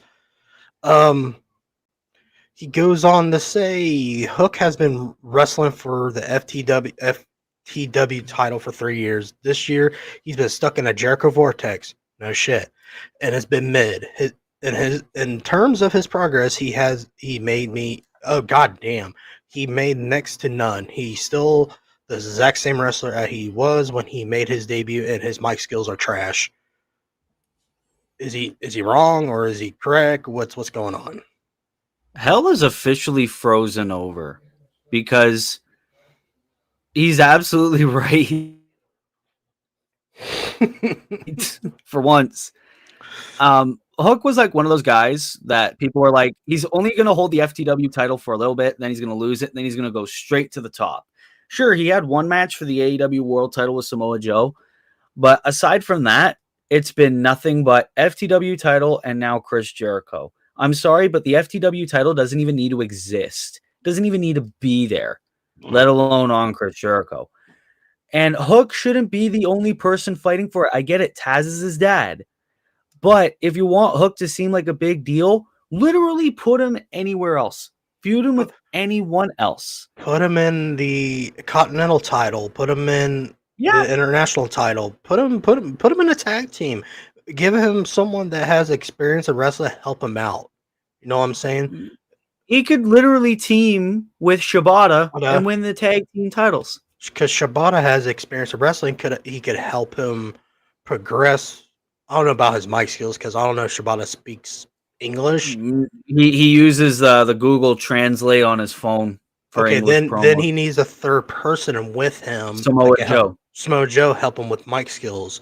Just help him with his mic skills. Help him just be a wrestler in the ring, and just let him be a tag team. Then if it works out, all right, let's break that up. Let's give him like a mid-card title run. Let's see how he does. Tony, that's my problem. I love Hook. I thought he was the next superstar when he debuted. I'm like, okay, this is when Taz mentioned that his son was coming, I'm like, all right, here we go. Let's see this shit. He was on fire. He was on the tear. Then, like you said, the FTW title belt, that's not going to help. That's not going to help. He needs a feud with like Roddy Strong. He needs to feud with veteran wrestlers. Exactly. I love Hook, but it's getting to the point I'm like, dude, just go to the NXT. Shawn Michaels will help you a lot more. Yeah, because Tony Khan only views Hook as just the FTW guy, and it's sad Mhm. because by now Hook should have been that next superstar that everybody thought he was going to be, or at least pretty damn close to it. But besides from like one-off Dynamite matches where he'll feud for like the AEW World Title, he's done nothing. Right. And I'll agree with Air Gold for once. For on once, this one, for once. His mic skills are atrocious. I'll Pretty admit shit. that. I admit that. It's just he needs. I hate man. I don't mind managers, but he need. I wish Should've his dad. They should have sticking with his dad. yeah, should have just kept Taz and got another commentator like Daddy Magic Matt Menard or whatever Oh could my stay God. as the full-time commentator, and Taz could be Hook's manager. Taz could fucking talk. I seen his Especially ECW since- run. Especially since Jericho and all of them keep mentioning Taz in all the promos. Just put Taz in there. It's not that hard. Like I said, yeah, it's getting to, like, me and Aaron agreed on. I couldn't remember what episode it was. It was a while ago that I think it was before your show, the first round, about Hook. I said, no, what? I just told Aaron, I said, no, what? He just needs to go NXT because Shawn Michaels can Yeah. help him. They got great trainers there. They can help him with the mic skills and all that shit. I said, no, what? Fuck it. I said, fuck it. He's gonna kill it in NXT because they can make him like a fucking killing machine. Like he could kill everyone and get the AEW, Jesus Christ, NXT World Title. Or Yeah, Hook wouldn't even need to talk. Just be in there fucking wrecking some shit. or him going after Oba Femi and all that shit. Boom. I Yes. see. Hey, Hunter, if you're listening, brother, contract tamper fucking Hook to WWE. Yeah, if those rumors are true, if you want to poach any AEW talent, Hook should be the first one. Hook or Wardlow. Low. Oh my god, man. Where has he been? I think he was injured and hasn't really been seen since. I think they're waiting for Adam Cole to just fucking get better and come back, and then everyone's just gonna go after either MJF or whoever the hell. Oh my god. I don't know what they're gonna do. Honestly, I wouldn't be surprised if Adam Cole's first target in his return is Will Ospreay, and then they'll turn MJF babyface by helping Will Ospreay against the Undisputed Kingdom. I feel like that's what they're going to do. Oh my god. I feel like that's what they're gonna do. The enemy of my enemy is my friend now, who's also my enemy. Speaking about contract poaching, I'm not gonna get. It's not the topic. I just love saying contract poaching. I think it's a great line of work. Great line of words. Speaking of someone,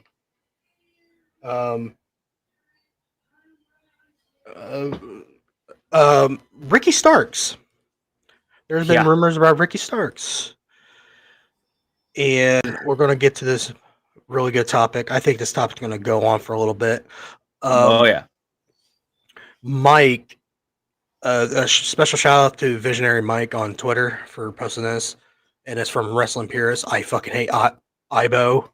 I fucking hate you. You're the most dumbest, saltiest piece of shit. But the other people from Wrestling Purist, they're good at journaling. So we're gonna get to this one. He went on to say, "I don't understand what Tony is trying to accomplish here. You haven't used him on television since March. You're correct. He clearly doesn't want to be there anymore, so just let him go. What's the point in holding these performers hostage in their deals?"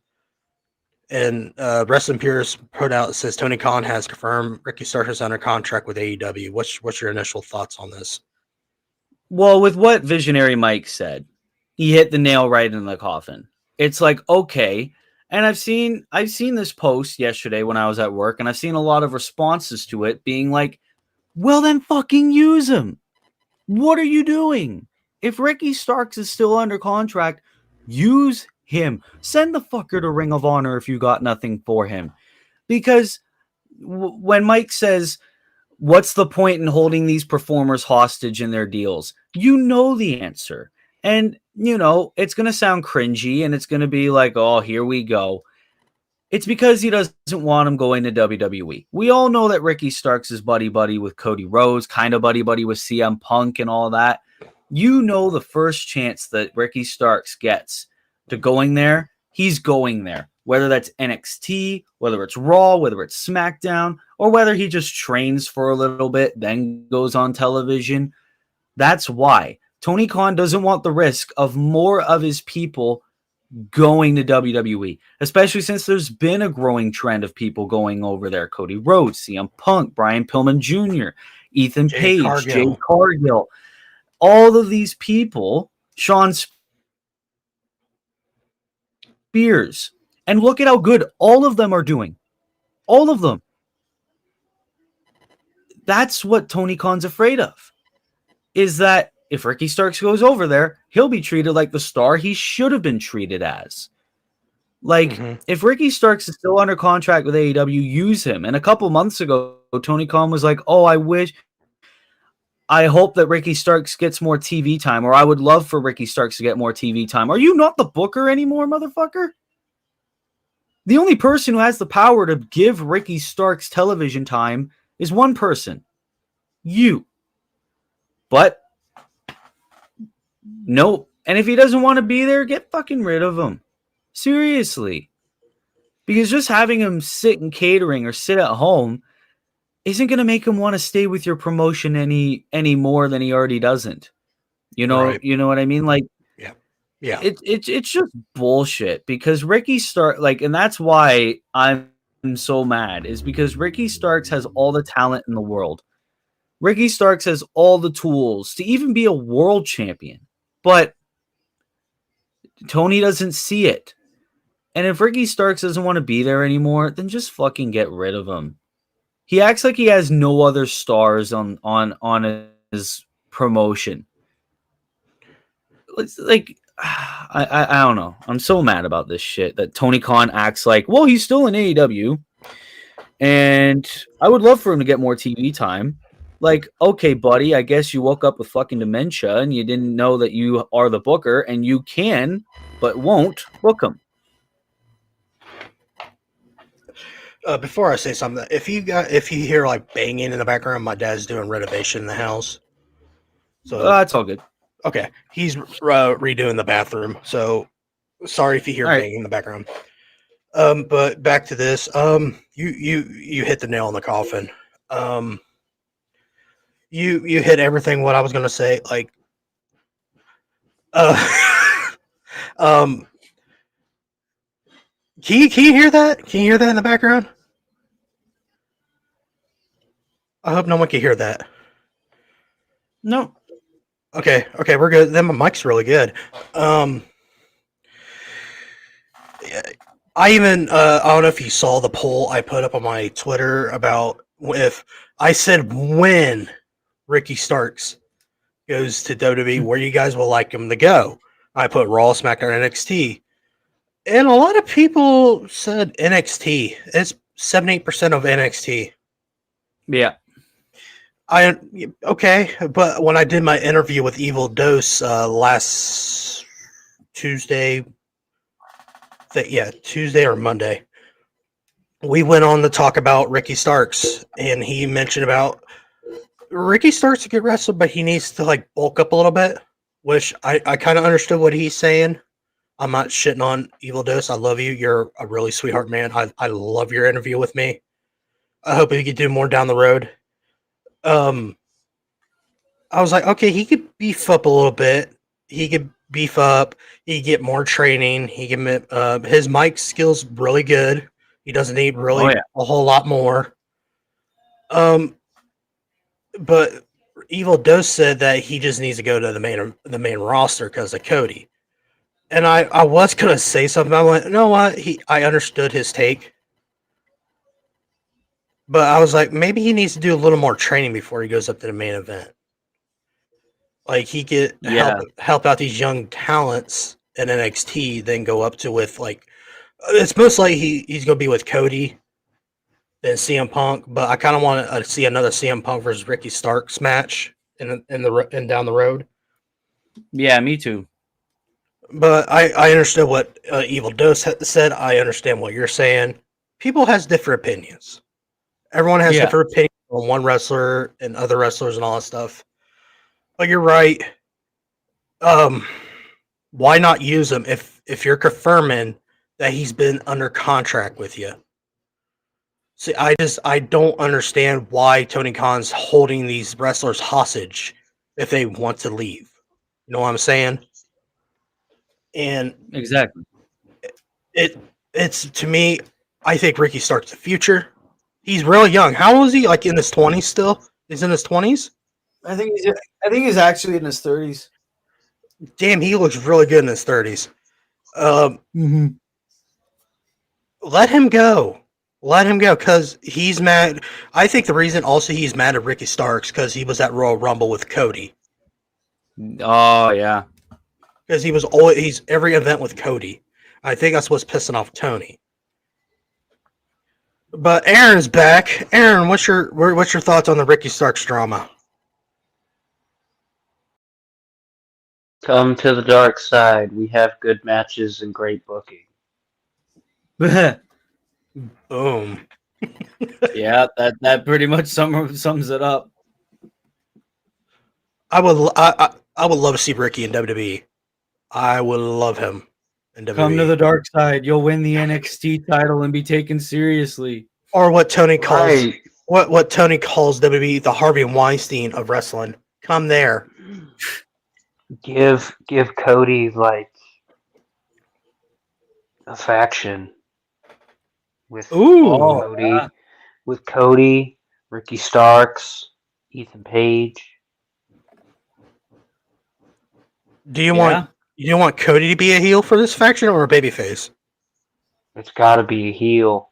Sweet. It's got to be heel Cody. Got to be heel because I don't see Adam Page being a babyface because he's too big of a douchebag. Ethan Page. Yeah. What did I say? You said Adam. You said Adam Page. Hangman and WWE confirmed. Oh, Jesus Christ. You heard it here first. Hangman, Adam Page to WWE. He hated Swerve Strickland so much, he's like, fuck it, I'm going to fucking Connecticut. This ain't gonna work for me, brother. I don't want to work with Paul's ass and to show him how to properly do the that one move that he does. Buckshot lariat. Yeah. Hangman Page versus Logan Paul, Battle of the Buckshots. Buckshot Brawl, there we go.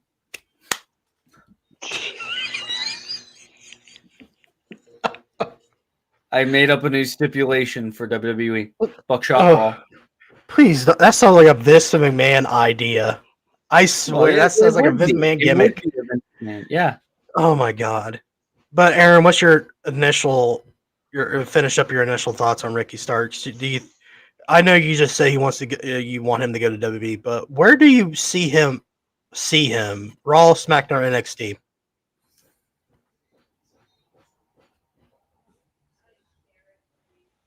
What was that?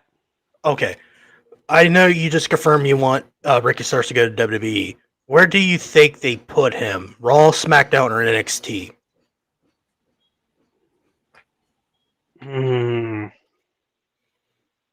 I'd really like to see him.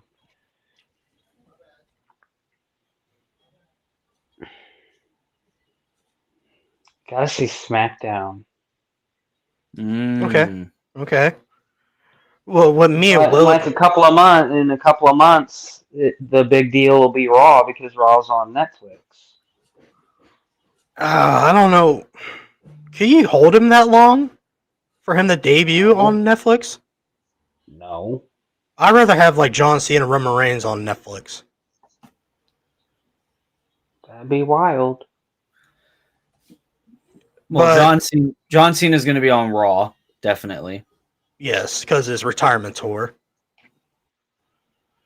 So Roman should be like the main guy for Raw. I mean SmackDown. And well, Cody would be there too. So that'd be the stars of SmackDown right there. Okay. But what you said SmackDown because of Cody Rhodes. But me and Willie were just talking while you were trying to figure out your issues with your phone.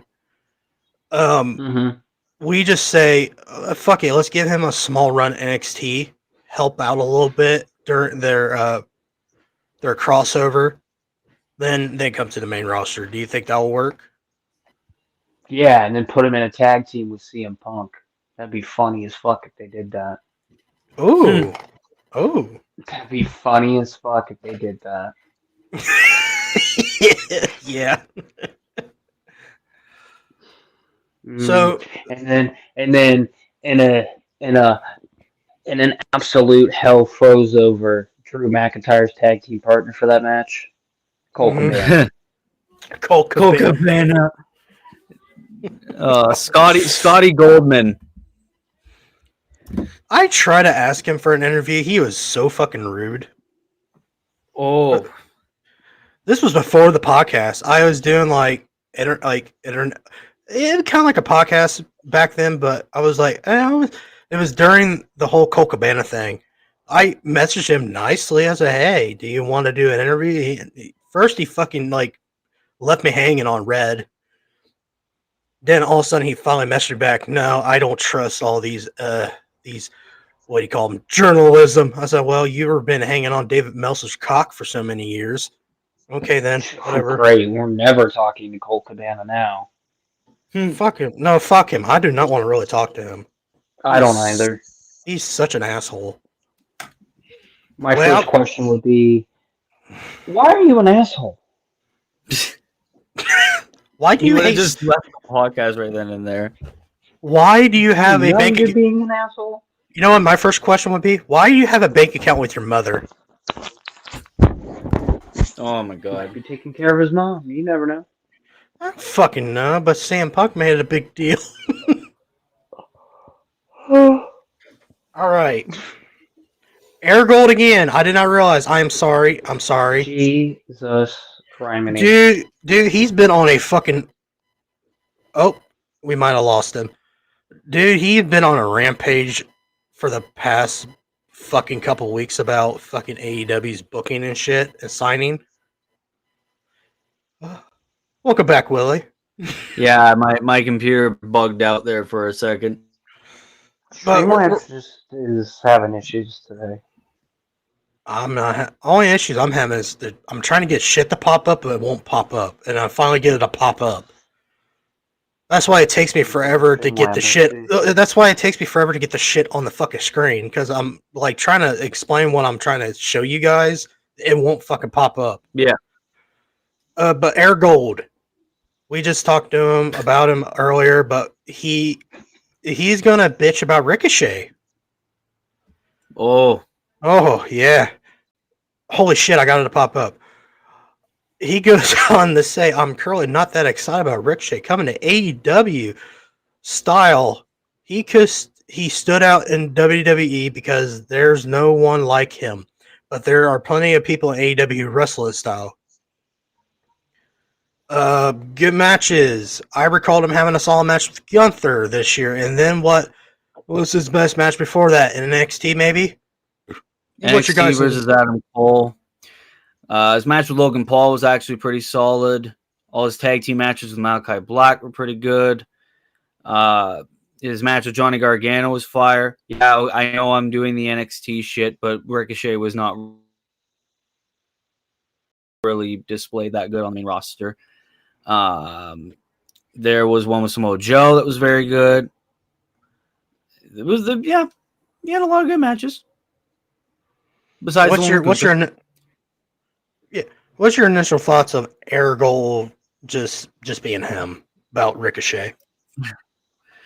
Well, I do agree with the style. It's like he won't be as unique. Like in WWE, yeah, he was the flippity floppity flu, the impressive athlete. And it was unique because, there was no one like him that wrestled his style with that much athleticism. Now everyone's flippity floppity, no selling, and high flying. Right. So would Ricochet really be that unique? I mean, that hologram, whoever he is basically the new Ricochet. And what are they going to do? Put Ricochet up in a tag team with hologram? No, please don't. I will hate that. I'm still excited for Ricochet coming to AEW regardless, because I feel like with the right booking, which there's not really a lot, Ricochet will be displayed well. Hopefully, maybe, potentially, possibly, plausibly. I don't know. Yeah.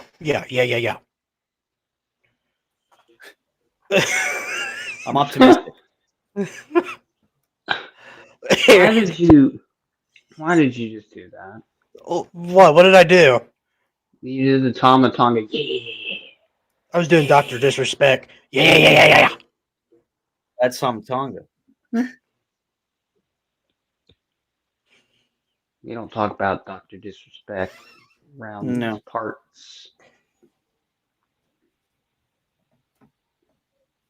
Nice.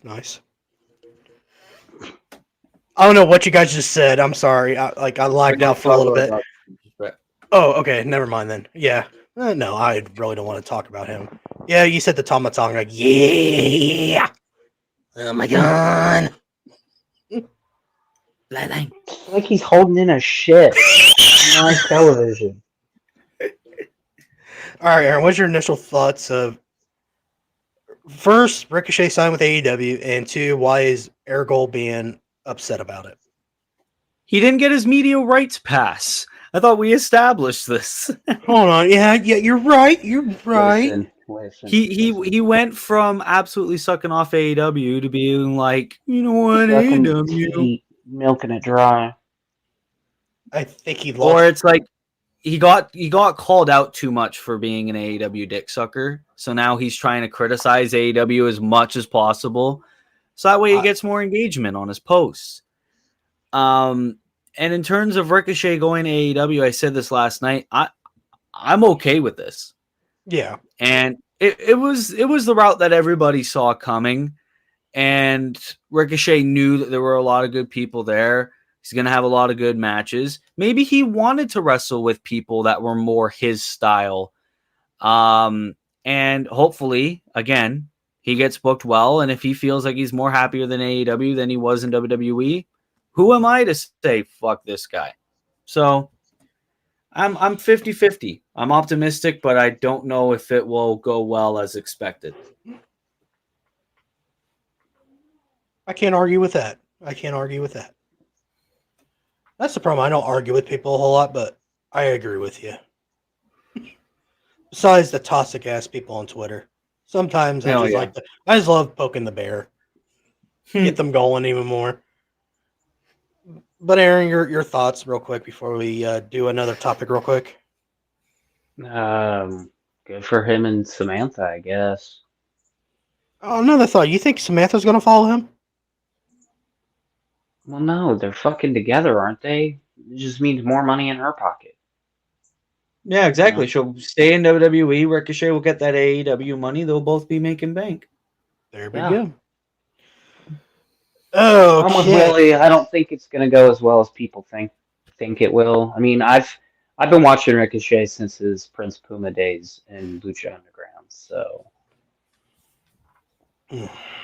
the style of AEW of the flip flop, skibbity bop routine will fit him well, but he's going to get lost in the shuffle pretty quick because of Okada and his favorite English word of bitch. Yep.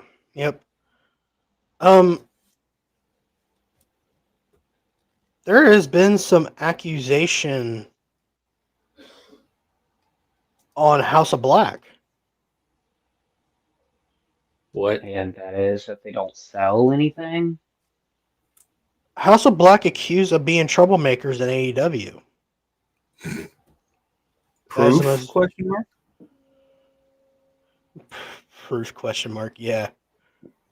Let's get to this real quick because it's been bugging me.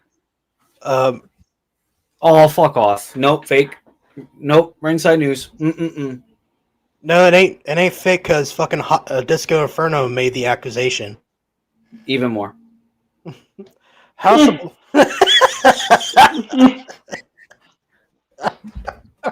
I don't believe it. That I don't believe it for a doesn't sound like second. a- Well, Disco Inferno said, yeah, I also don't believe that either.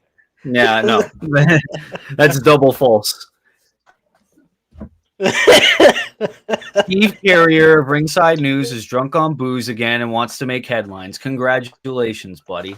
Here it is. I'm just gonna get to the topic where it all started. While speaking on keeping it 100, Disco Inferno talked about Buddy Murphy's recent reciting, noting that it seems unusual given the report difficulties he and the House of Black have caused backstage issues. Didn't you used to cause trouble backstage back at WCW there, Disco? Or am I just tripping?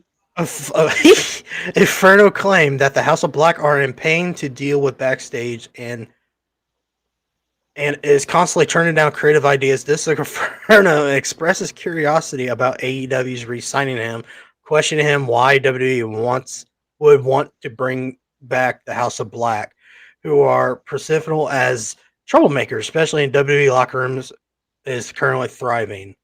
All right, let me get rid of this. Bring back shit. the House of Black. Because everybody on the WWE roster is fucking each other.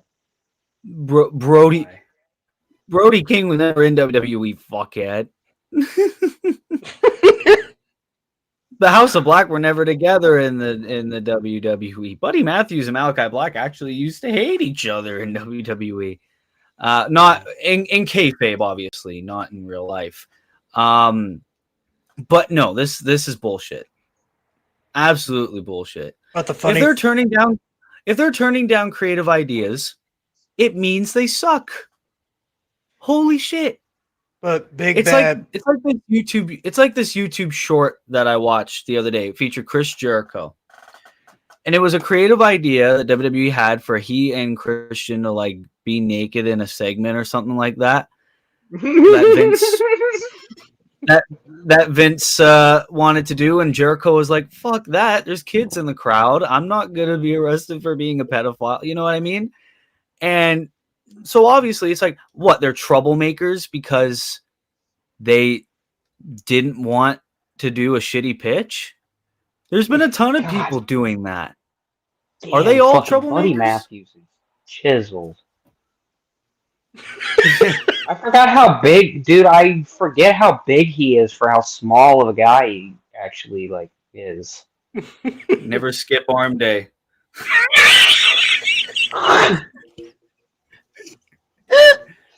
Damn.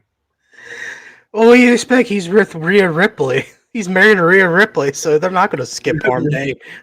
Well, rumor has it They're that mommy's both doing always arm on day. top. So. Oh wow, I'm so sorry, buddy. Matthews. I'm so sorry, I guess, buddy. Well, I mean, Rhea. Never mind. I'm not gonna explain. I'm not gonna fucking explain. Don't piss off the Rhea stands. Please don't. See, They'll be the going thing after is- you. And your No, family. they will not, because I was just, never mind. We're just gonna move on. But funny, but Rhea and then all Ripley the- rides Buddy Matthews. God damn, if I had to explain it. that lucky, Christ. that lucky Buddy bastard. Matthews is on his back, and she is. Jesus Christ, Aaron. Stop. Well, I had to fucking explain it. I didn't want people to be like, "Oh my god, she rides him like a horse." Really? I swear to God, Aaron, if I get messages from Rhea Ripley fans because your fucking comments, I'm like, all right, next podcast, you're gonna explain what the fuck you meant by Buddy Matthews being on bottom. I'm tired of this shit. Jesus Christ! I just explained it. They're doing the deed. Buddy's Okay. planting the seed. Hopefully not, because the last thing WWE needs right now is Rhea Ripley to be pregnant. Be gone for 9 months. So don't be silly. Buddy, wrap that, Willie. But ended all this, Brody King tweeted this. He goes, "Hey, at Glenn Gilbert, that's Disco Inferno, go fuck yourself." Glenn Gilberty. Go fuck yourself. What a guy Brody King is. I love Brody. Brody. I agree. I love Brody. I love Brody. Oh my god! All right, Tony Khan. Aaron, ready to talk about some Tony Khan? Just to confirm to the Rhea Ripley fans, I did not say that Rhea Ripley pegs Buddy Matthews in any way, shape, or form. We don't know what goes on in the bedroom, okay? Okay.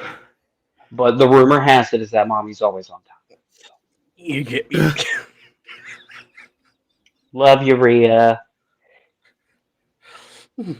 Wish your theme song was a little fucking longer, but whatever. Okay, Tony Khan. This is my brutality, the demon in your dreams. Sorry.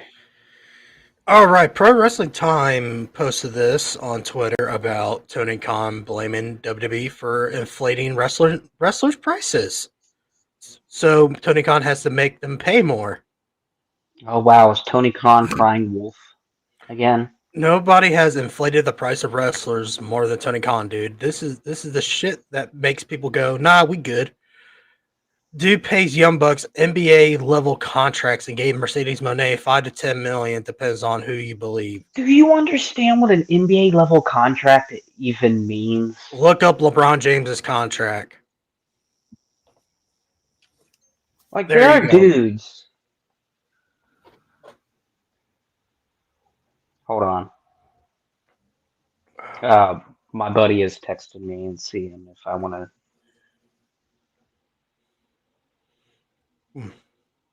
But I'm gonna say something real quick.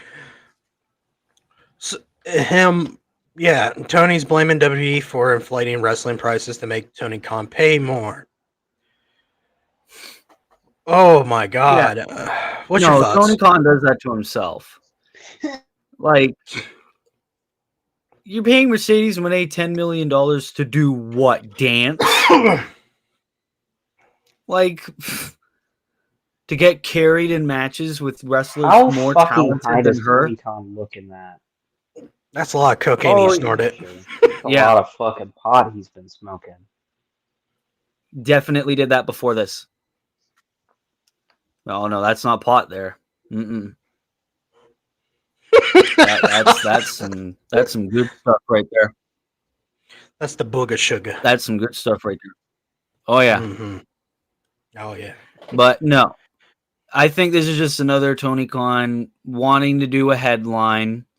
WWE bad. Like, fucking. Oh, I hate the guy's face. Okay. I hate his face. In? Go ahead, Aaron. I am so tired of the Paul Heyman level of WWE bad, AEW or ECW or WCW good. It's such a dead horse at this point. It's just like, maybe if you would book your people a little better, or I don't know. It's kind of all of... You know whose fault this really is? What's that? Dave Meltzer, for reporting on how much people make. Yeah. So when it comes out that Mercedes Moné is making millions of dollars, next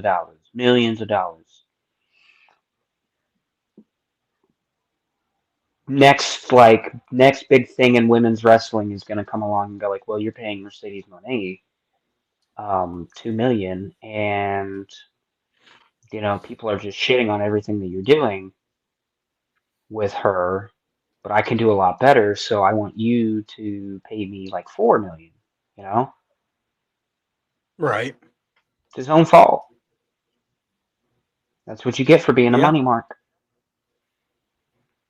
Daddy's money. You fucking Mark. Yeah. This is the same guy that was probably like, yeah, we should probably sign Trevor Lawrence to a contract extension. Oh Jesus Christ! You're still gonna ramble on about that. Trevor Lawrence is trash.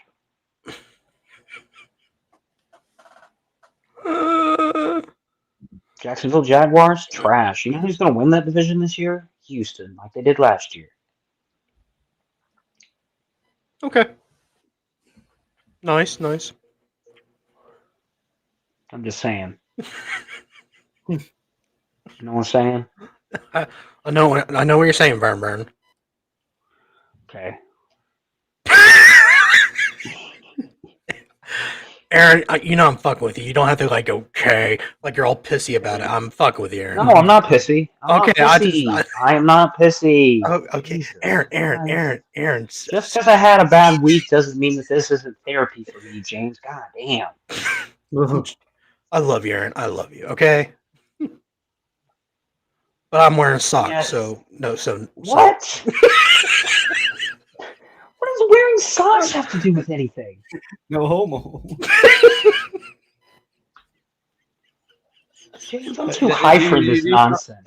For Do this you not fucking know what that means? 7th grade level nonsense. If you say I love we're you, but you're adults. wearing socks, it means that it's not homo.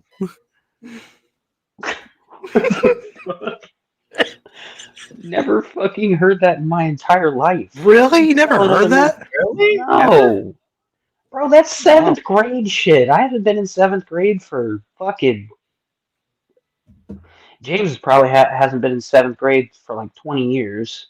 Fuck off. Not that fucking old. Older than me. I think. Okay. All right. Okay. All right. I'm 31. Old man.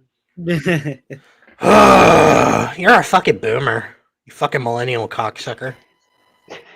James, this podcast is your version of Get Off My Lawn.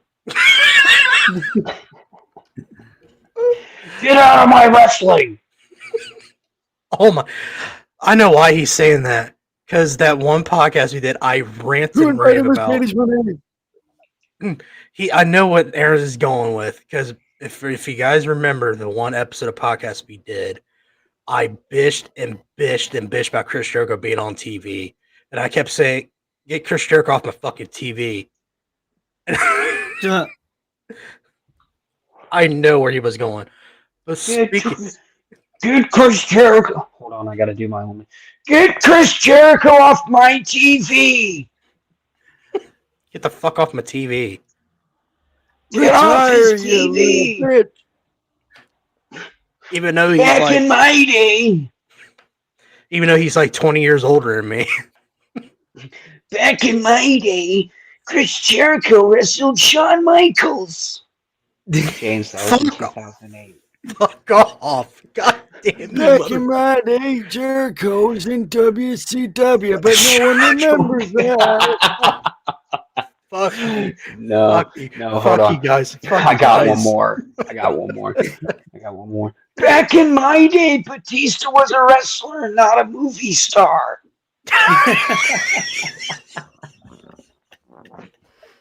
What's Guardians of the Galaxy and who is Draxon the Destroyer? Give me Batista. All right, Mr. Moyer, it's time to take your meds. No. Old wrestling fans would watch that shit, looking at Drax the Destroyer, not knowing that Batista's in. Is that fucking Batista? Is that Dave Batista? Who the fuck is Dave Bautista? It's Dave Batista. There's no you in it. No, you. Yeah. Who's this Bautista guy? Who the fuck is Buddy. Here, I got a good one. Who the fuck is Blue Tista? Oh no. That was the first pay-per-view I actually sat down and watched, was when he won the fucking Rumble with the fucking ugly ass. Hey, what is that? The same one that everyone cheered for Roman Reigns that year? Then the next year they all booed him for winning it. Of course. Yeah. All Well, he right. didn't win it that year. Batista won it that year. I know, but Yeah, everyone Batista won it that year. but everyone would wanted Roman to Reigns. win. Oh yeah, he got booed out. Yeah, that's right. And then he cut that promo after Evolution beat the Shield. He goes, "We had a contract, and I didn't get what I want. See ya." Oh Give me what my. I want. Give me what I want. Give me what I want. I love that promo so much. You're gonna give me what I want. I'm gonna hurt people you love. Aaron, you make it sound like I did that fucking promo. Every time I get pissed off about AEW fans, I'm yelling, "Give me what I want!" Or I'm gonna hurt one of your IWC toxic fucking Twitter pagers. Tony Khan. This was me during like Wardlow's like big push, like before he turned on MJF. I was like, Tony Khan, you fucked this up. I'm gonna hurt you, and he fucked it up. So Okay. He butchered it. if I was CM Punk, I would have hit Tony Khan and said, "This is for Wardlow." Pop. What'd you get for fucking up his turn? Yeah, what the fuck, Tony? How do you fuck that up?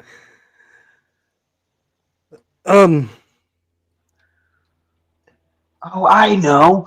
We'll put Wardlow against Will Hobbs. That'll draw.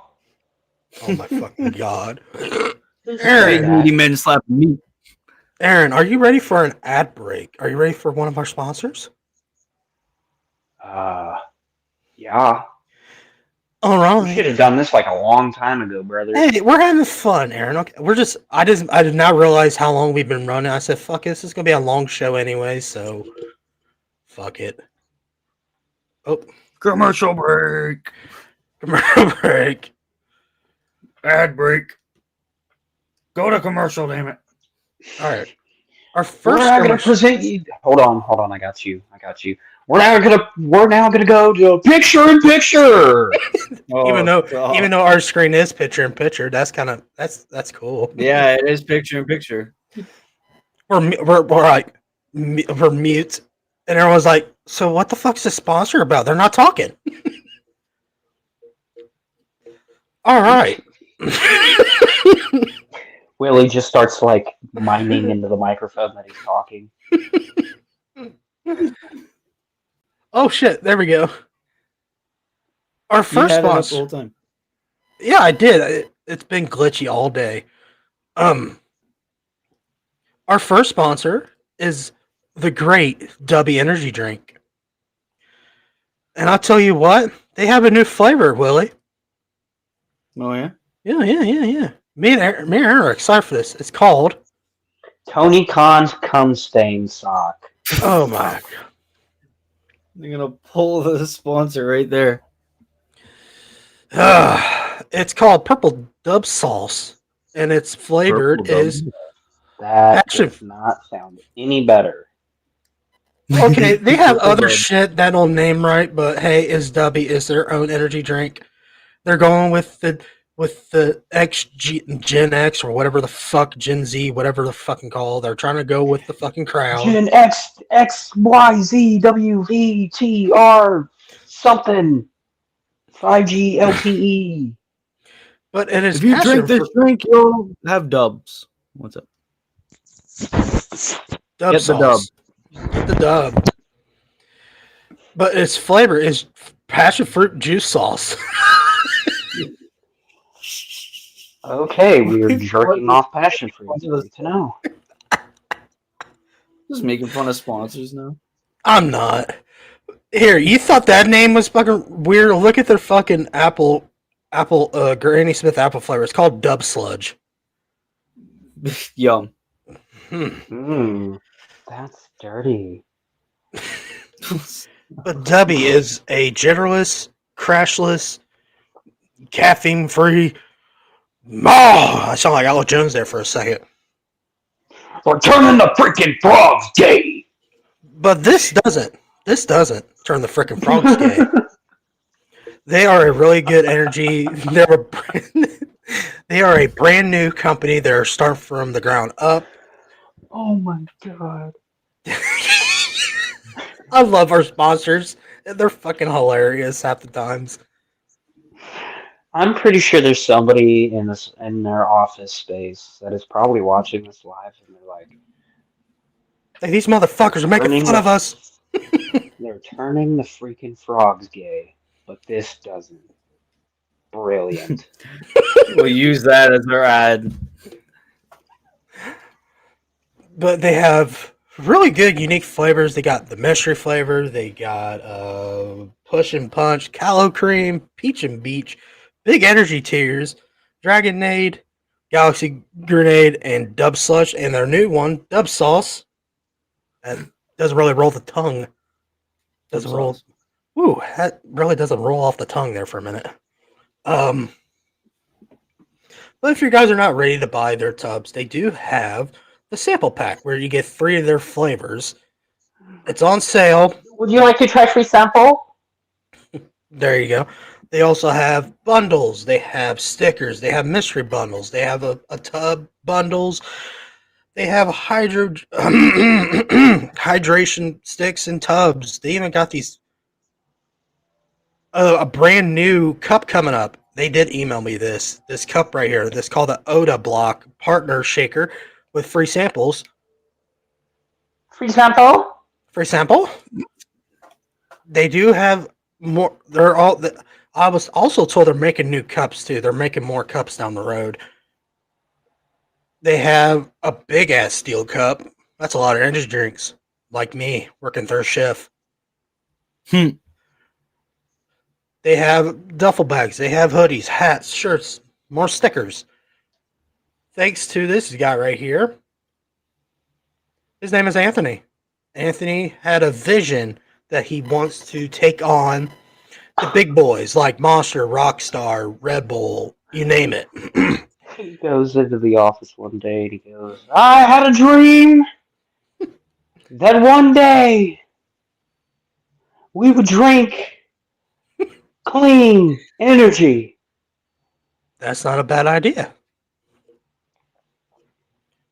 Where his idea was, you know what? All these big competitions use junk and shit in their drinks. He says, why not? Sugar. Yeah, a lot of sugar, a lot of caffeine, a lot of bad chemicals. Sugar, spice, and everything nice. Nice. And a little bit of chemical X.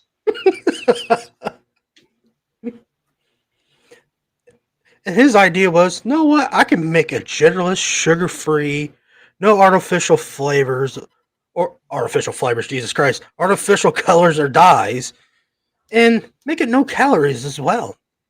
Don't worry, people. If you're on that no calorie things, you're good with dubbies. Yeah, so start using them, you fat fucks. You leave me out of this, you asshole. I didn't call you fat. I'm big bone. Fat fucks. Said fat fucks, not fat fuck. You're right. Yeah, WWE real ones, I'm talking to you. Oh, Jesus Christ. But get their energy drinks. It's actually the stuff is really good. I actually bought a tub. It's really good. The callow cream is amazing. It's this one right here. It is a mango orange cream. It is really fucking good. It's top tier. My favorite. I don't even want to know what that is. Mango with orange cream flavor. That's all it is. You ever have an orange cream pop? Like ice cream? No. That's What? What? Are you a communist? What do you mean you've never had an orange creamsicle? What is wrong with you? Are you American?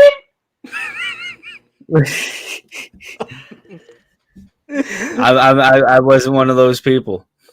Okay. You're an adult. I only had chocolate and chips. Chocolate and chips for me. What in the fuck? Bro, you're missing out. What the hell?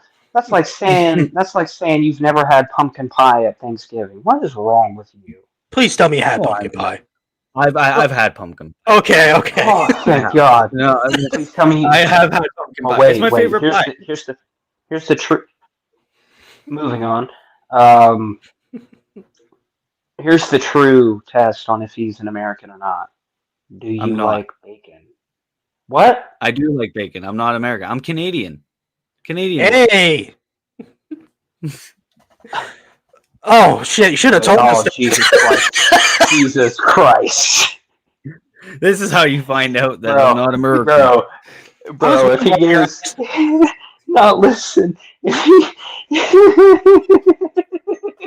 bro, if I hear him go, I'm so sorry. Bro, fucking Canadians do it. I'm so sorry. I'm gonna fucking flip my shit. Yeah, man. I was wondering. I was wondering because that one word you were saying, I'm like, is this fucker Canadian? Because I never knew where you were from.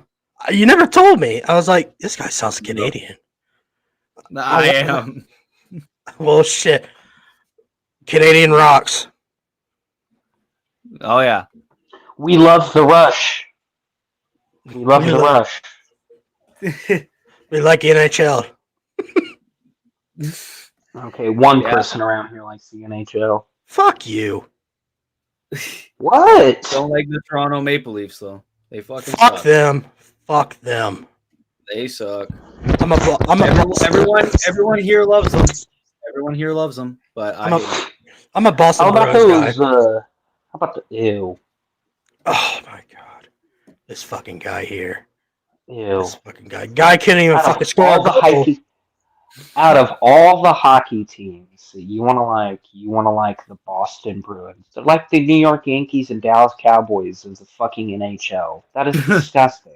No, they're not. You know what? Yes, they are. They're not the most talked team. The most talked team is the fucking New York Islanders and the fucking New York Rangers. They always describe them. Fuck about the Islanders or Rangers. I don't ever hear them come up in conversation about the NHL. It's either Chicago, Pittsburgh, or Boston. I never once heard a bad thing about Boston. Chicago, yeah, you're right. Chicago, yes. Yeah, What did she say? What else did you say? Chicago? Would you say Chicago? Pittsburgh. Yeah. Pittsburgh used to be Chicago, Pittsburgh, and Boston. Yeah. Okay, I can understand Pittsburgh, you saying yeah. Boston. I can understand Boston because And also in Ohio, you got the Blue Jackets, but that's an Ohio thing, so. they're never that good. But back And they to were this. good for a span, but then, yeah, whatever. Back to Dubbies. They should try to get a sponsorship drink with the NHL. That would be cool. That'd be real cool to tune into an NHL game that's never on TV. You just see. And this game is proudly sponsored by Dubbies, clean energy all the time. Get yours now. They did have cans. I don't know what to do. I think they took the cans off the market because they had cans. I don't know what happened. They never told me what happened. They had cans. They had boobies? And they just deleted the boobies, huh?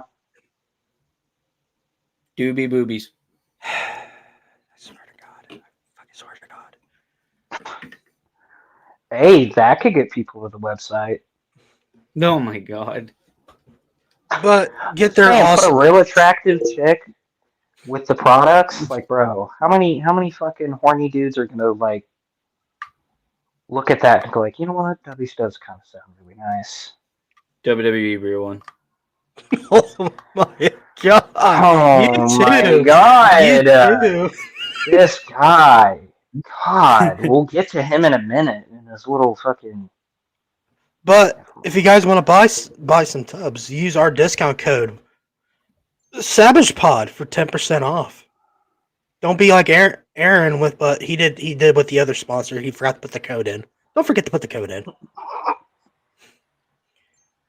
Because if I remember, Aaron, was you high as fuck that day? You forgot to put the code. Yep. Don't get high and order things, guys. That was our lovely sponsor by Dubbies. All right. Speaking of Sagano, I love this guy. I love this dude so fucking much. All right. He puts out this. Chris Jericho's downfall needs to be studied, but this is a hilarious. Some dude was playing Pokemon Pearl while Chris Jericho was in a fucking match. I saw that. I saw that. did see that. I was like, damn. That hurts to see. Oh my god. I about pissed myself when I saw Sagano posted this. I went, oh my god, dude, you're fucking hilarious. Fucking dude playing Pokemon. That's when you know that no one wants to see your shit. That's when you just hang up the boots, kiss yourself goodbye, out the door. Man, that hurts.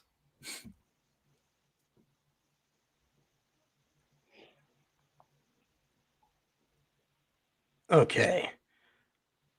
Tony Khan was on Barstool Media the other day. Oh my god, we gotta talk about TK again. Oh yeah. Okay, get off. Alright, let me fucking find my cart and all that other nonsense. Go ahead. Well, there's nothing bad about Triple H. So why the fuck? Because I just love Tony's entertainment of him running his dick like. I don't like him. He's terrible. I know, Willie. I know. He has tiny wang. He goes on to the Barstool Media with Brandon Walker. Barstool, this is wrestling.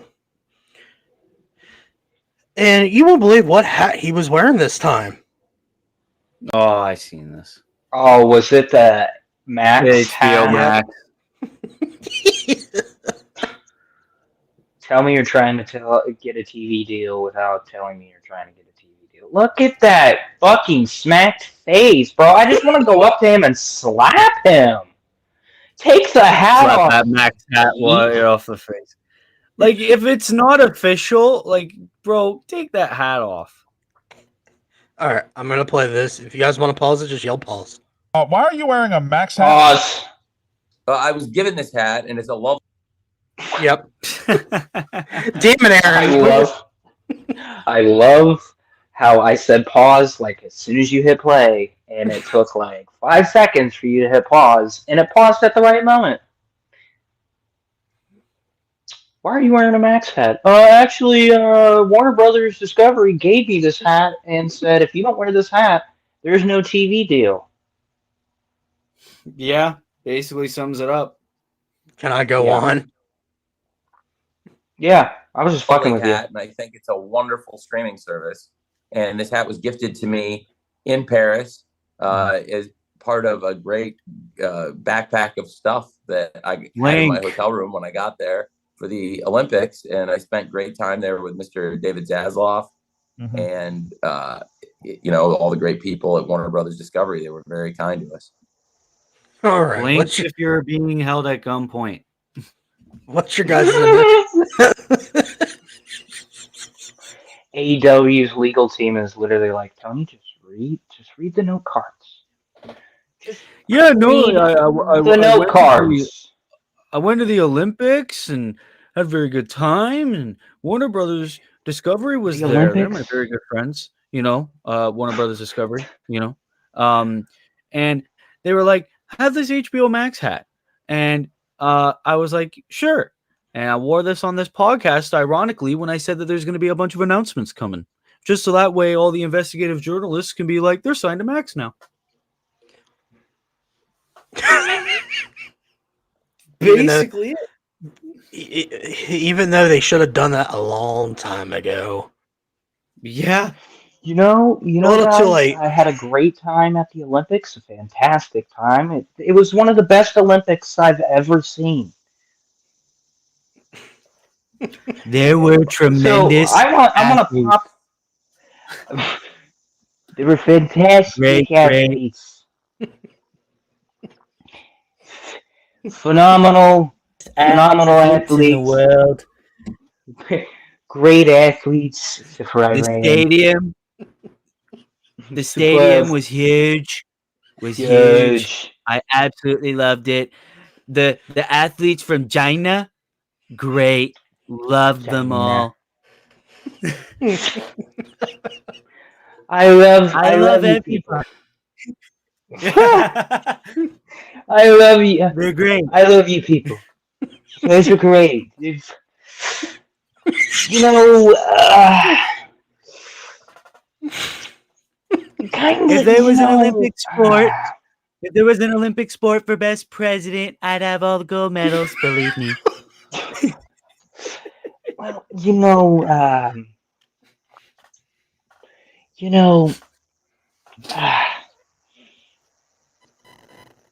there's one thing that I just don't understand, though, and I'm gonna catch a lot of flack for this, but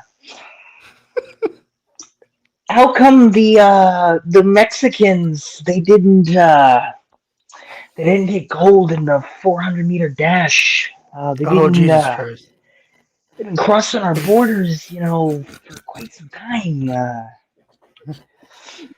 You think, you honestly think Oh, I shouldn't be laughing. that they'd get gold medal in doing something that they do to us every day?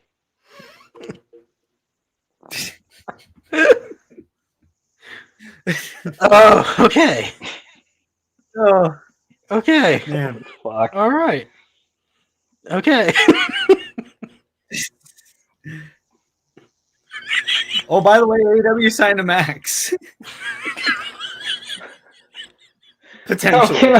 I'm gonna pop something in Tony Khan's bubble though. Max as a streaming service, it sucks. It has nothing that I want. Nothing. Like not even. I've watched South Park from start to finish like 300 times. I don't need to do it again. Like there's nothing. There was one anime that I watched like every episode that released, and that was it. And then after that was done, I was like, I don't need this. I don't need it.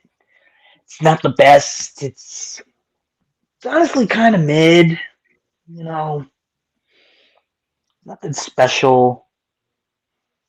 But I get it. I get why Tony Khan's saying that because he's trying to get AEW on a streaming service. That's where he's trying to not get too behind on WWE and I guess the NWA who's on I guess the CW Plus or whatever the fuck.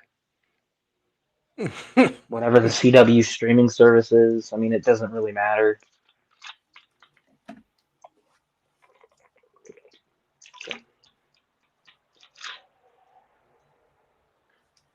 All right. Moving on. We're going to talk about Jim Ross. Get old JR. Huh. Sassafras. What the fuck was that? Damn, You don't listen to something to wrestle with, do you? You don't listen to something to wrestle with, do you? Every No, time I that don't.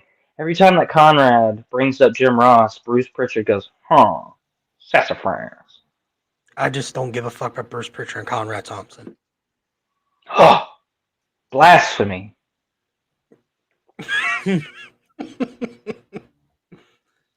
This is madness. Why, Triple H, you son of a bitch? Why? God damn it, why? Nobody hated Triple H more than Jim Ross. Jim Ross. You son of a bitch. Damn it, Triple H! Damn you to hell! Damn you, you son of a bitch! Damn, You Triple screwed H. off me, Damn you it. asshole! He goes on to It's this me, Austin. Oh, son of a bitch. bitch. I forgot all about that. God, oh, son of a bitch. Yeah, well, after Vince McMahon revealed himself, he was like, oh, son of a Son of a bitch. bitch. Should have known. Sure, no. It was me, Austin! It was me all along. You son of a bitch. Oh, son of a bitch. He goes on to his podcast, and Jim Ross says they're doing too many flips and flops in AEW. And there's Happened Tuesday, 2004? That's not recent. I think that yeah. So we're gonna play this clip on why. Well, you know, he's talking- turns out AEW wasn't Happy Tuesday 2004. I think there might be a couple people on there you might not know. All right, let's play this clip. Dude, he Mick just went like Jericho? fucking Canadian on us, and I just got it. No, he was doing a Jim Ross impersonation. Oh, Yeah, I suck at it. these guys got to take. Yeah, so this was a remix episode actually from August 8th, but the original episode I forget when it fucking originally aired. All right, we're gonna play this clip. I think that pro wrestling should be more athletically oriented. That's just me. Somebody will say, well, why are you at AEW? Because they pay me a lot of money, and I like the people I work for. And I love wrestling. I love helping these young kids. The original episode of Taboo Tuesday 2004 was October 17th, 2019. So this is from way back in 2019 when JR was getting used a lot. Actually, no, AEW wasn't even a fucking thing. Really? Yeah, 2019, right? Yeah. Or am I tripping? Oh, wait, they had just started out. Right? Yeah, they just started out. Yeah. It was Okay, in yeah, August. so this Yeah, is 'cause Jeff. they started in June. Yeah, They started this is Jim Ross when AEW just got going. So I don't know why this is picking up traction now when he said this like back in 2019. I don't know. So I really don't know. I think not it's wrong. because it fits the narratives that everybody else is saying that they do too much like choreographed video game type wrestling. Yeah, Right. especially since Ricochet is going in, they're just like, well, there's another one. I think AEW does too many flops, Conrad. That's what I think. But we're gonna pick it up real quick. Tell you Are what, they- are though, they- that Ricochet, quite a talent. Doing too many flips and flops for my taste? Yeah, they are. To be honest with you, they sure are. But they're weaning themselves off that a little bit because, Conrad, that type of wrestling is not new and fresh anymore. How many times have you seen a 450, a 620, or blah blah blah blah blah? It's not new anymore. It's not new. So we got to figure out something else that's going to get the people's attention. It might be a wrestling match. It might be using psychology and grabbing them by the emotional balls and pulling them right along on the story. Grabbing whose balls?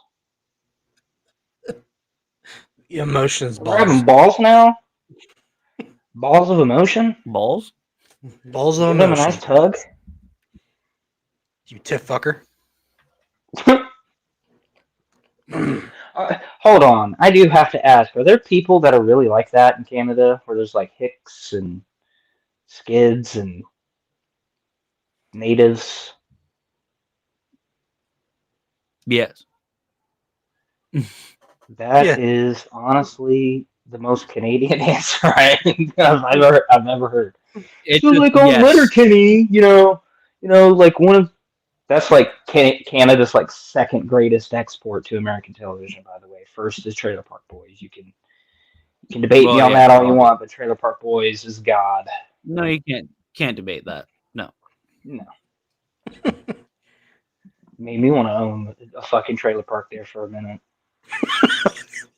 It did. Just saying. God damn it, Julian.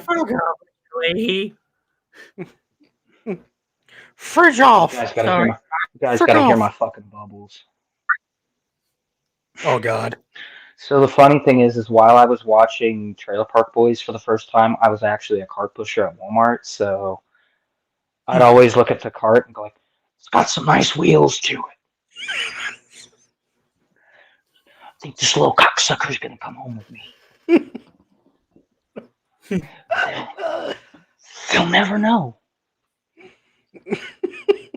I forgot Bubbles stole fucking shopping carts. You stole shopping carts from the fucking mall, dude. The mall of all places. The mall. Couldn't go to like a Walmart or whatever the fuck they got up there for grocery stores in Canada because I've never been.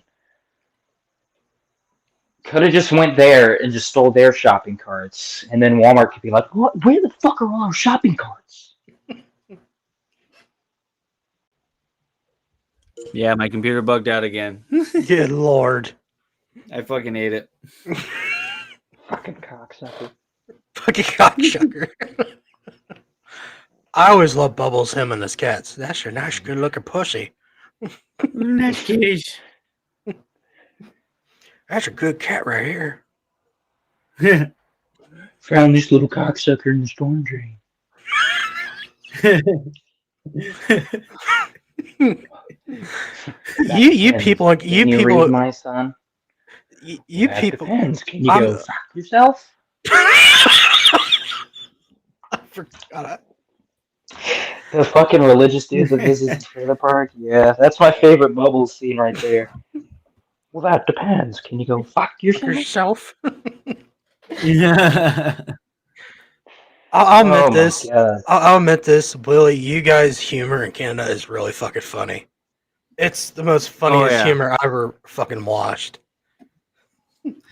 Well, it's like that's why it's like, oh, Canadians are always nice, and I'm there like, oh, really?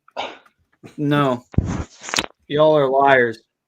I always told Canadians are always nice. Y'all have dry sense of humor and all that. When I first started watching Trailer Park Boys, I went, "This ain't dry sense of humor. This is fucking hilarious."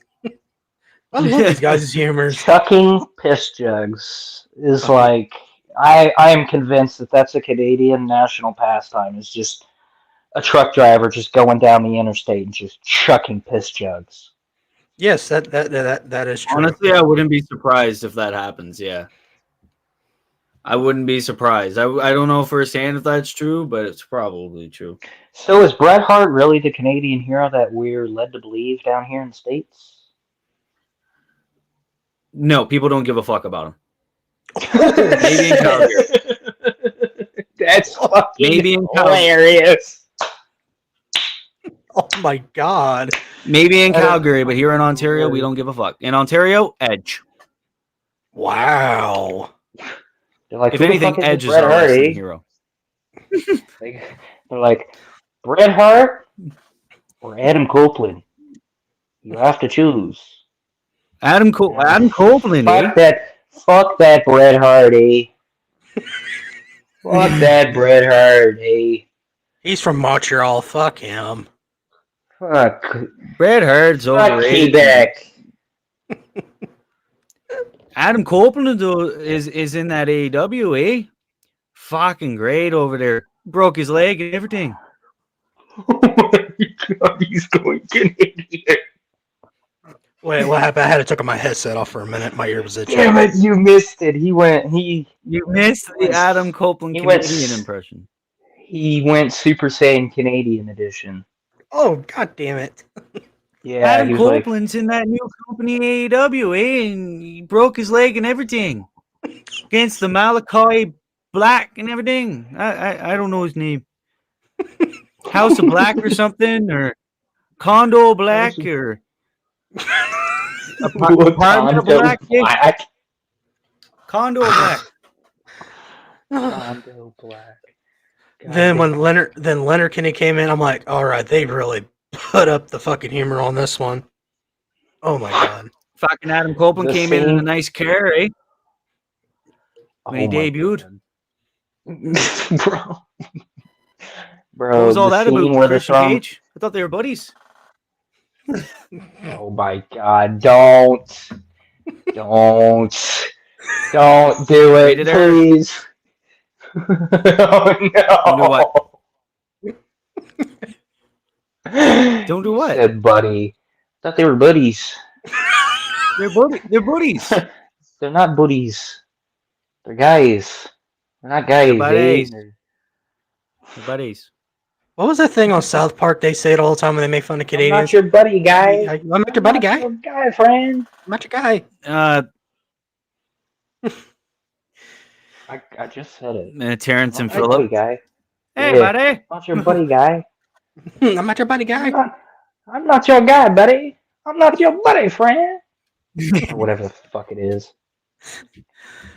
All right. Can we go on with the Joe Hendry hate. Are we good with that one? Who's hating on fucking Joe Hendry? Oh, me and I don't Willie. believe it, I swear to God. Me and Willie had a fucking time on fucking Twitter about this. Yeah. Whoever's hating on Joe Hendry deserves a nice swift kick in the dick. All right, I'll put up the match. Him and Okay. Ethan Page, and all Oh, me fuck and off, JD. Yeah. I saw JD from the York Post underneath. we'll get to him in a little bit. Fuck JD. People JD are just McDonough? no JD from NY206. He's a really popular YouTuber that does wrestling content reviews and shit. He's now becoming really toxic, but we'll get to him in a little bit. Yeah, when Joe Hendry won, people were bitching about, oh, the match was awful. I felt bad for Pete Dunne and all that shit, blah, blah, blah. Then I posted on Twitter saying, "Why? I don't understand the hate between Ethan Page and Joe Hendry. Can anyone explain this to me?" And fucking Willie came out of nowhere. I didn't expect him to post it, saying, everyone hates to have fun.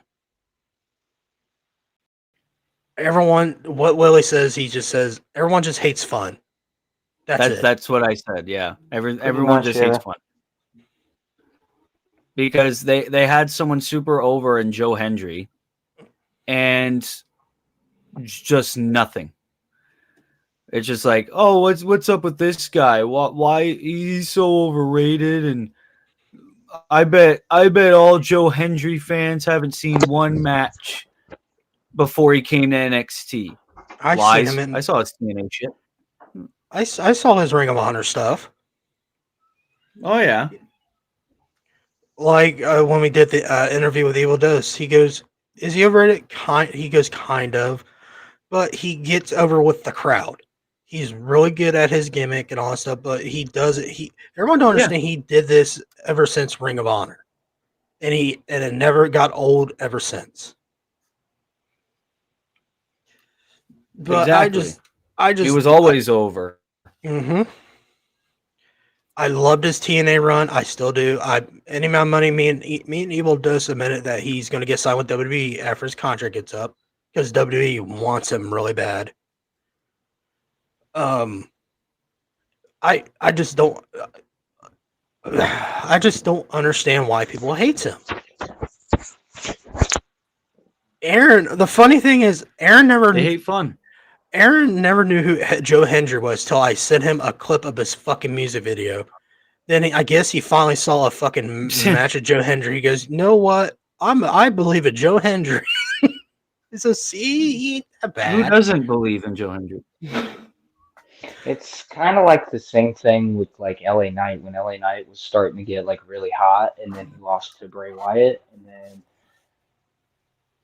everybody was like, "This LA Knight guy, he ain't gonna last." Now look at him, U.S. champ. Yeah, U.S. champ, one of the most over guys in the company. Yes. Yeah. Yeah. Yeah. Yeah. That's why people on Twitter ask me, why you always use fucking Joe Hendry gifs all the time? Because, yeah! It pisses them off. The funny thing is, I respond to Willie on him reposting my shit with a fucking Joe Hendry clap. Yeah. All right. JD from NY206. It would be so funny if like more Joe Hendry just fucking. It would be so funny if like. Oh, I'm sorry. Is this more fucking victim? Is this more victim complex shit? Yes. Where he's always like, I put out an opinion and people are mad at me. Yes, it is. Why? What did I do to deserve this? Yeah, this is one of his victim cards. He did a couple, but this one was the most viewed one. Because.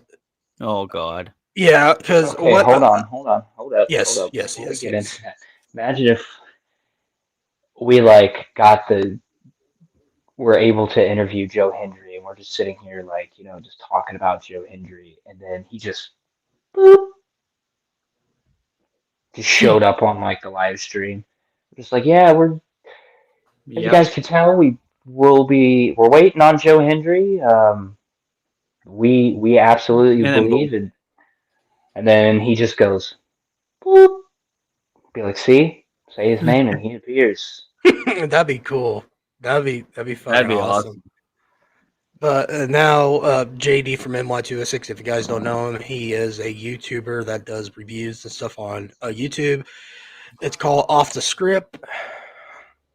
Some of his takes I agree, some are not, but ever since he changed his co-host was Solomon Monster, I was like, no, fuck him. I hate Solomon Monster because he's the biggest piece of shit other than JD now. But what happened was JD was always a dick writer from AEW ever since they started. And now he's been given AEW shit for, let's just say since April, because he was complexing him on Sting's retirement matches and all that from March. And after that, he go on, Willie, go on. Even then, like, he started having a real bad taste on AEW after like all of AEW's women's division called him out after JD expressed that he didn't give a shit about Jade Cargill versus Marina Shafir. And then all the AEW women just started dogpiling him, like calling him out, calling him a piece of shit, calling him like a basement dweller or something. And JD's like, I'm not. Why is everyone so Something that a mean? basement dweller would say. Yeah. I don't live in my mom's basement. I make so much money on YouTube, even though I put like 1 million fucking ads on my videos. Yes, that he is horrible at that with the fucking ads. Good God. He was also called out for the booking of Tony Khan from Tony Khan and all that stuff. Blah blah blah. Then there was one tweet saying he got blacklisted from AEW media. You ever heard that one, Willie? That he got blacklisted? Or is that new to you? I said I don't want to do the media appearances, so why is it such a big? Like, I thought you didn't care, buddy. Well, let me read his statement because I think this is his most viewed victim card that he threw out, saying, "Put out a very tame wrestling opinion I have uttered 100 times before. Get wrongfully called out by a industry vet because I heard industry. Thank you, Willie. Vet. I think this is when he called out, if I'm not mistaken, was it Dax? When he called out Dax? Maybe. I'm pretty sure because I heard his feelings. How many others feel the same way? I do. Countless I see who went to bat for me publicly and who didn't. Says a lot. Pretty much says it all I need to know, really, but I'm not surprised. Then he goes on to say this. Vibes I've gotten lately is a lot of people wanting to watch and listen to what I say, but at the same time, I want to control what I say and how I say it. And believe it or not, I've toned down for years ago already. It's very fucking weird, man. Why? All right, Willie. What do you think about his little victim card here? I don't know, man.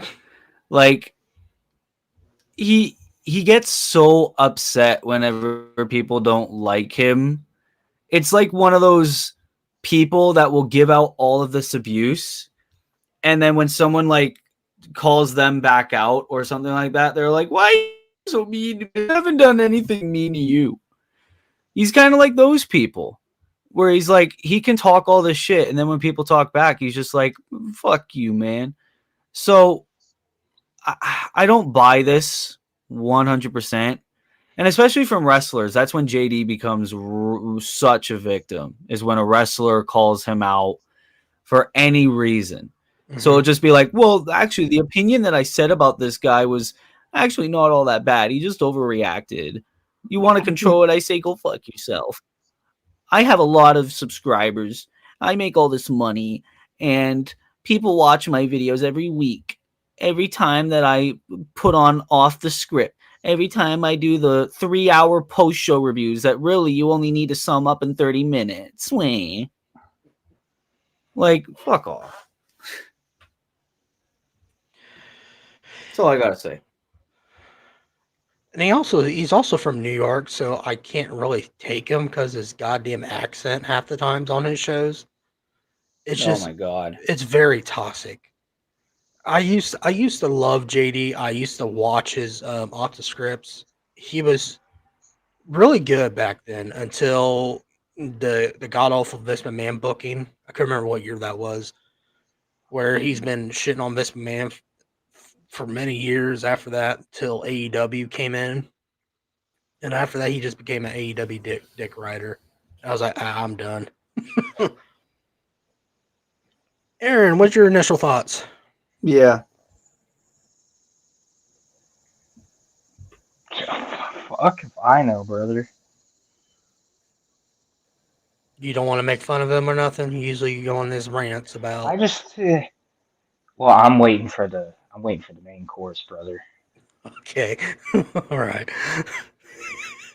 I am waiting for the main course. Let me tell you what. But no, this guy kind of sounds like a baby back bitch. Oh, gay! I missed it. I'm pissed off. I'm pissed. I just saw that the Gambit skin was on the Fortnite store. Oh. Woo! I'm about to make a name for myself here. Jesus. I'm gonna make a name for myself. I'm about to Woo! make a name for myself. Yeah. Anyway. Willie was right on it. You know, he plays victim. Wrestlers calls him out. It just... if he does like to eat, get the fuck out of the kitchen. That's all I gotta say. Or how about this, JD? I know you don't watch because you're just a comic asshole because you don't give a fuck about others besides you and your ass-kissing hosts that you have. How about this? How about you tone down on your fucking shit? How about that? Am I right or am I right? So, we're moving on. Thank God. Ah. Jesus Christ. People fucking...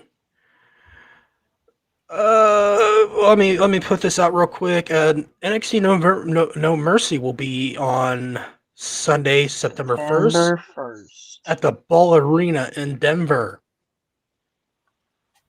If you guys live in Denver or close to it, get your tickets, man. It'll probably be a good Yeah, seems like it's going to be a good show. So yeah. Why is he still on my screen? There we go. Do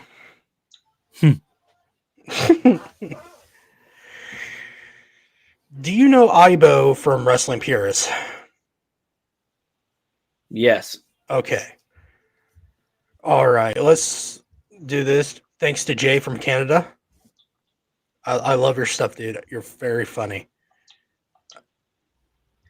Went on the... Oh, wow. I didn't realize how fucking big that was going to be. Holy shit, that was bright. Ooh, hold on a minute. Let me get my eyes adjusted. Holy shit, that was bright. He goes on... Also, he private his account. You know why? Because people were giving him shit. And the dumbass don't realize I'm still following him, and I can still see your Well, posts, yeah, you for sure. dumbass. Idiot. Fucking, I'm not saying he's a fucking moron. It's just he does the stupidest takes. He does the stupidest takes. He's very salty about it, and he doesn't back up on it. So I guess everyone was bitched about NXT, right? How Joe Hendry and all this shit, blah blah blah. He goes on the post this saying, "I could definitely book NXT better than Heartbreak." What? The Shawn Michaels. Said that? Yeah. Ibo from Wrestling Purists. He sounds like he's special needs. Here's that meme everyone's been sharing on. Yeah. When you see this face pop up in your feed, get ready to read the absolute dumbest, saltiest, brain dead takes you'll ever read in your entire life. I mean, it is true. Like, mad because Joe Hendry beat, Pete Dunne, who's a main roster guy, and Wesley, who's already in a feud with Zachary Wentz. Mm-hmm. Who else was there? Like, fuck. It made sense for Joe Hendry to win that match.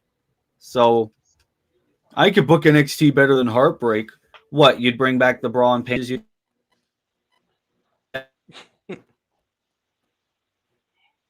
Oh my god.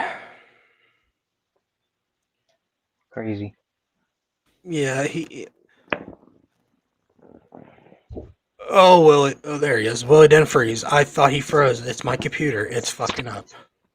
Yeah, you're absolutely right. It's every time I'm on Twitter, he's like the first person that pops up in my feed. I'm like, why? I'd rather have WWE real ones pop up first.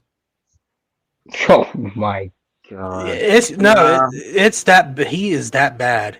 It's just he's not like a he's not a toxic AEW fan or nothing like that. He's just he says dumb as shit, like the dumbest takes. They're fucking stupid. I'd rather see WWE Real One just on AEW than him. Oh no. I don't think you want to see that on your news feed. No, that's why I always share this. Just remind people. No, I don't think so either. Just to remind people, hey, if you see this guy, don't fucking jump him. Just accept his takes and just move on. That's what I do. I move on. So whatever, dude. Oh my god. Fucking loser.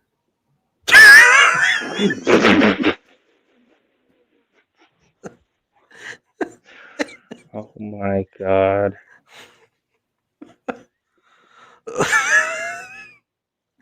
Ooh, what is wrong with you? Leave the basement dwelling baby alone. He's not a basement dweller. He's actually working with a good journalist, which I bitched about wrestling purists for the longest time, but he's doing okay. It's just, oh my god. Is this the guy that can't handle the heat in the kitchen and is just bitching? No, that was JD from NY. Oh, well, never mind. Carry on. Carry on. I will carry on. I'm gonna act like Seth Rollins at SummerSlam. I didn't see nothing. I didn't see nothing. Yep, I wasn't there. Like Owen Hart would say, I wasn't there. Wasn't No, there. it was British Bulldog. I wasn't there. Wasn't there. I wasn't there. Zone. Soraya. Okay, here we go. Oh, for fuck's sake. I'm sorry. Hey, listen. Hey, now I got Willie sound like fucking Aaron. Oh, goddamn. Oh, for fuck's sake. Yeah. For fuck's sake. Just let me get my Timmy Hortons and move on. I don't give a fuck about Paige. Current interest level in Paige and Soraya having another run in WWE. Do you think Soraya will have another run in WWE? I'm gonna win the NXT Women's title until this time they'll make somebody come on it. Oh Jesus Christ! Oh Jesus! I'm gonna let you guess my interest levels in Paige getting another run. No. Low. Yes. 0. Absolute 0. No space in a wrestling ring ever again. Do not care.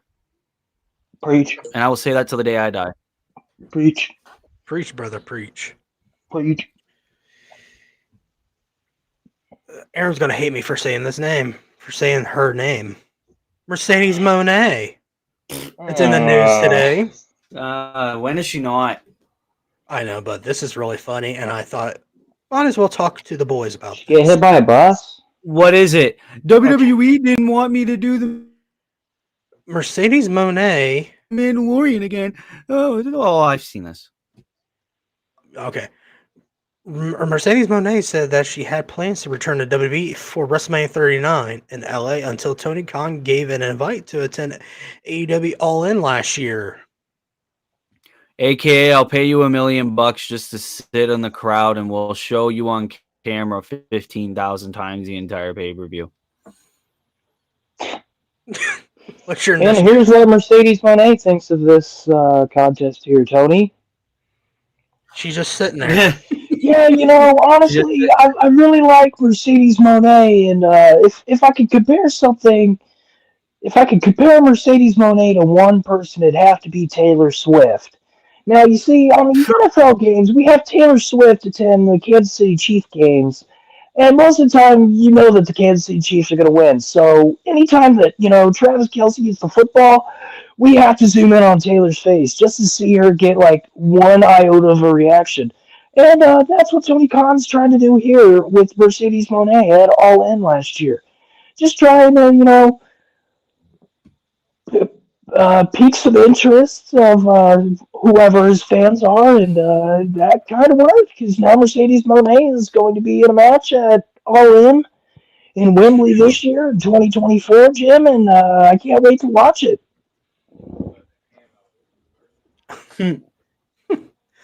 All right, before There's my Tony. all right, let's move on. I have to use the restroom, but Aaron, are you ready for your favorite sponsor? The Reaper Apparel Company. Yeah, when I have to use the restroom. Are you down to do it?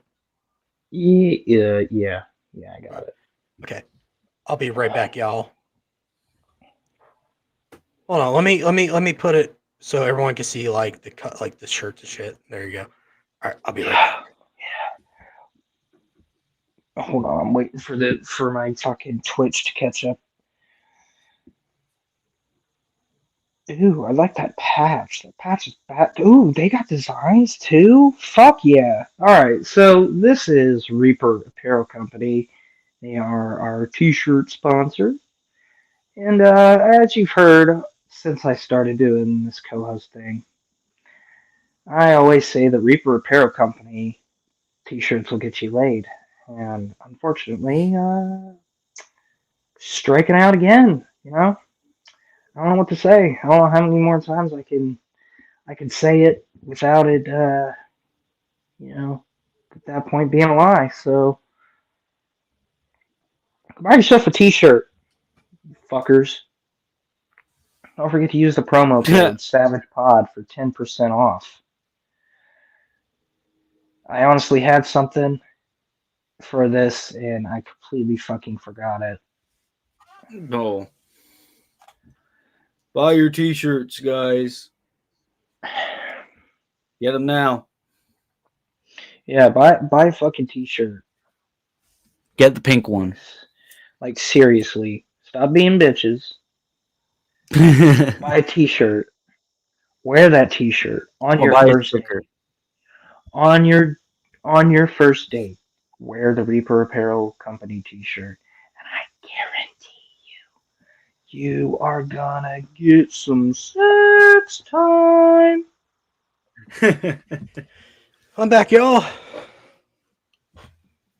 Speaking of people that are going to Divergence, anyways, so I'm kidding. I kid. I joke. I kid. My girlfriend will kick your ass.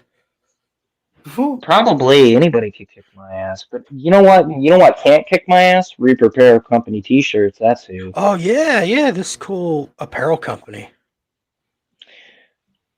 Okay, we're just gonna ignore the fact that it's just a cool apparel company. But anyways, nice. Rumor has it that a great guitar player by the name of Slash, Slash, he doesn't show up very often, but when he does, I guarantee you he will wear a Reaper Apparel Company t-shirt. Maybe I should reach out to Slash. Or Miles Kennedy or somebody, or maybe John 5. I've honestly got like no funny energy right now, so go buy a fucking t-shirt, you sons of bitches. Oh my god. Use promo code SavagePod to get 10% off. You know who else can get 10% off? Your moms. No, seriously, they can get 10% off too if they use the promo code SavagePod for 10% off of your order. Yeah, they have, t-shirts, hoodies, hats, tank tops, you name it, they got it all. Oh, Even I got it. Ladies and gentlemen, I don't know how much better I can describe this promo code SavagePod. You could be Squirrely Dan and take about 10% off there, bud, of any purchase. Any purchase, get 10% off. Buy a fucking shirt. did you tell them about your sticker that you bought too? Oh yeah, the fractures of the past. Let me see if I sticker. can find that. Let's see if I can find Yeah, that. I still don't have anything that I could put that on. But man, Reaper Apparel Company, if you're fucking listening to this, and why would you? This is about like almost 3 hours. Here it is. Is this it? Oh, hold on. I gotta wait for my TV screen because my phone's being a lame ass. Yes, that's it. If you could make that into like a metal card, that would be that'd be bang. Especially with the popularity of Gambit right now, I think you should probably jump on that train. Just an idea. Even they got other stickers. They got Broken Not Defeated stickers. They got Be the One, Fallen Society, No Man's Land, Life in Oblivion. What they really need to do is collaborate with Roman Reigns and have an OTC sticker, but with the skeleton doing the one for the. That's not a bad idea. No, not a bad idea at all. But I'm not marketing, so I can't do that. But what is that code one more time, Aaron? Savage Pod. Like, the Macho Man Randy Savage, and then you put the word pod after it. I'm sorry, that's how Randy would explain it. The Macho Man Randy Savage. Kind of like my name, yeah. But at the end of it, you put the word pod. So put it all together, it'll be Savage Pod. 10% off. All right, let's get into it. Okay. I've been waiting all day, waiting all week for this. Let's do one more topic, then we'll go to the main course. God fucking damn son of a bitch. I love that. He was waiting so He's literally giving me blue balls right now. Literally giving me blue balls. He goes, we'll get to WWE ones right after this ad read. Wait a minute, I got one more story. I didn't say I wasn't going to go to WWE Rolling after this fucking sponsor. Yes, you did. No, I didn't. I said, hey, I'm going to get... No, I said, let me go to the bathroom. Here, go through this Reaper Apparel Company while I go to the bathroom. That's all I said. I can rewind that. I did not say we're going to WWE Rolling just yet. Well, you asked me if I was ready for the main course, and I said, yeah. I said, are you ready for the fucking second sponsor, Aaron? Oh. Whoops. Anyways, what's this next story? It better not be Vince Russo, Tony Khan, Mercedes Moné, Dave Meltzer, anybody else that's just going to make me go. Ugh. No, it's none of those. But me and Willie, I don't know if Willie knows this person, the Dream Maker. You know the Dream Maker on Twitter? Oh, yeah. Okay, AEW finally hit 50,000 tickets at AEW All In. Then he proceeds to go on and says, and outsold all these other WrestleManias as well. Here's the list that he said. WrestleMania 1, WrestleMania 2, WrestleMania 4, WrestleMania 5, WrestleMania 7, WrestleMania 9, WrestleMania 10, 11, 12, 13, 14, 15, 16, 20, 21, 22, and 37 combined. What? What? Of course it outdrew the first couple WrestleManias, but WrestleMania 7, they were kind of going in a shitty direction to begin with. There was a war going on in fucking Iraq at that time.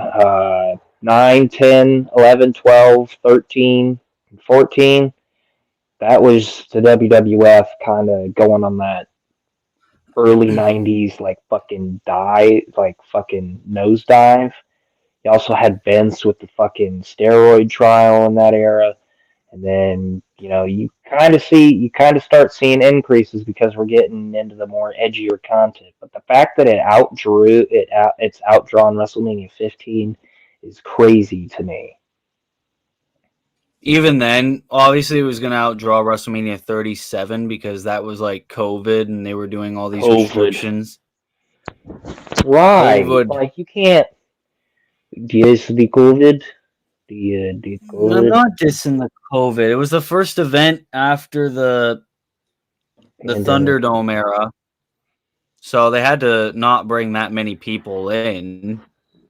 Like, obviously. Yeah, they didn't want to be liable to, getting a mass amount of people. Yeah, they didn't want lawsuits. But of course, they're going to do a 5-year-old company achieving this feat is great. And it is great. Don't get me wrong.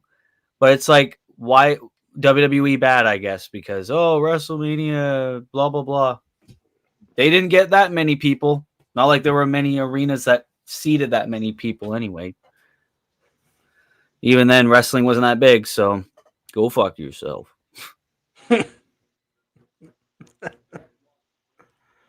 All right. Oh, apparently there are advertisements outside of Wembley that have revealed that AEW and New Japan Forbidden Door is coming to London in 2025. Yes. What's your Yay. Get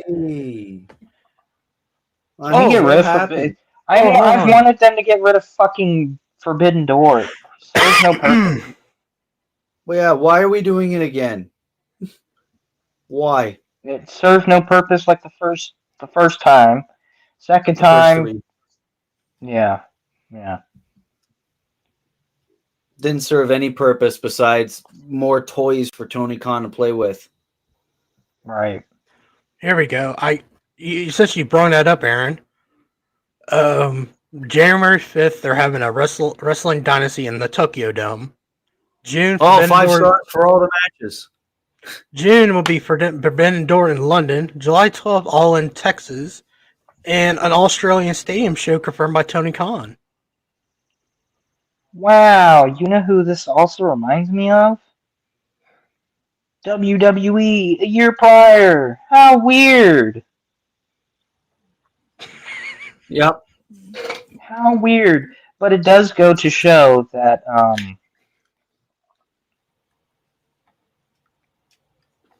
what was I going to say? It does go to show the popularity of wrestling, because if fucking WWE can do a good number, they're going to be like, hey, AEW, another wrestling company from the States, wants to do a show here. They're going to be like, yeah, sure, whatever. And then the person, whoever fucking booked that event is going to be sadly disappointed when they don't get their money back.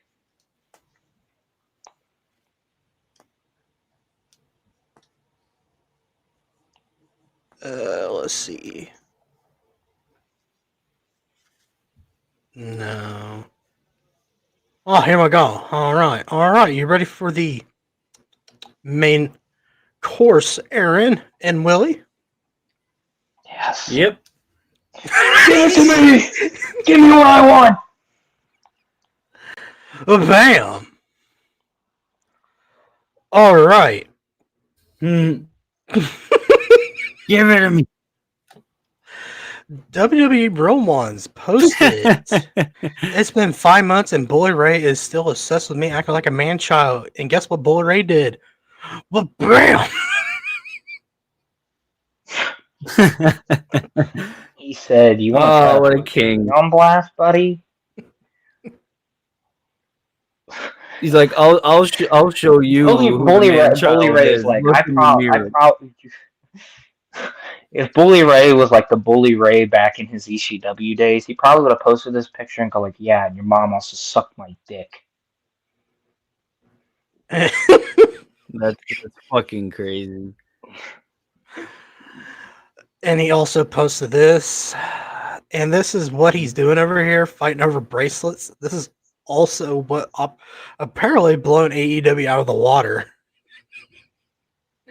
And Bully Ray goes, I really like AEW, but also I really like Twitter fish slapping nameless, faceless douche nozzles like you. That's being said, get rid of of the words apparently. Brush your hair.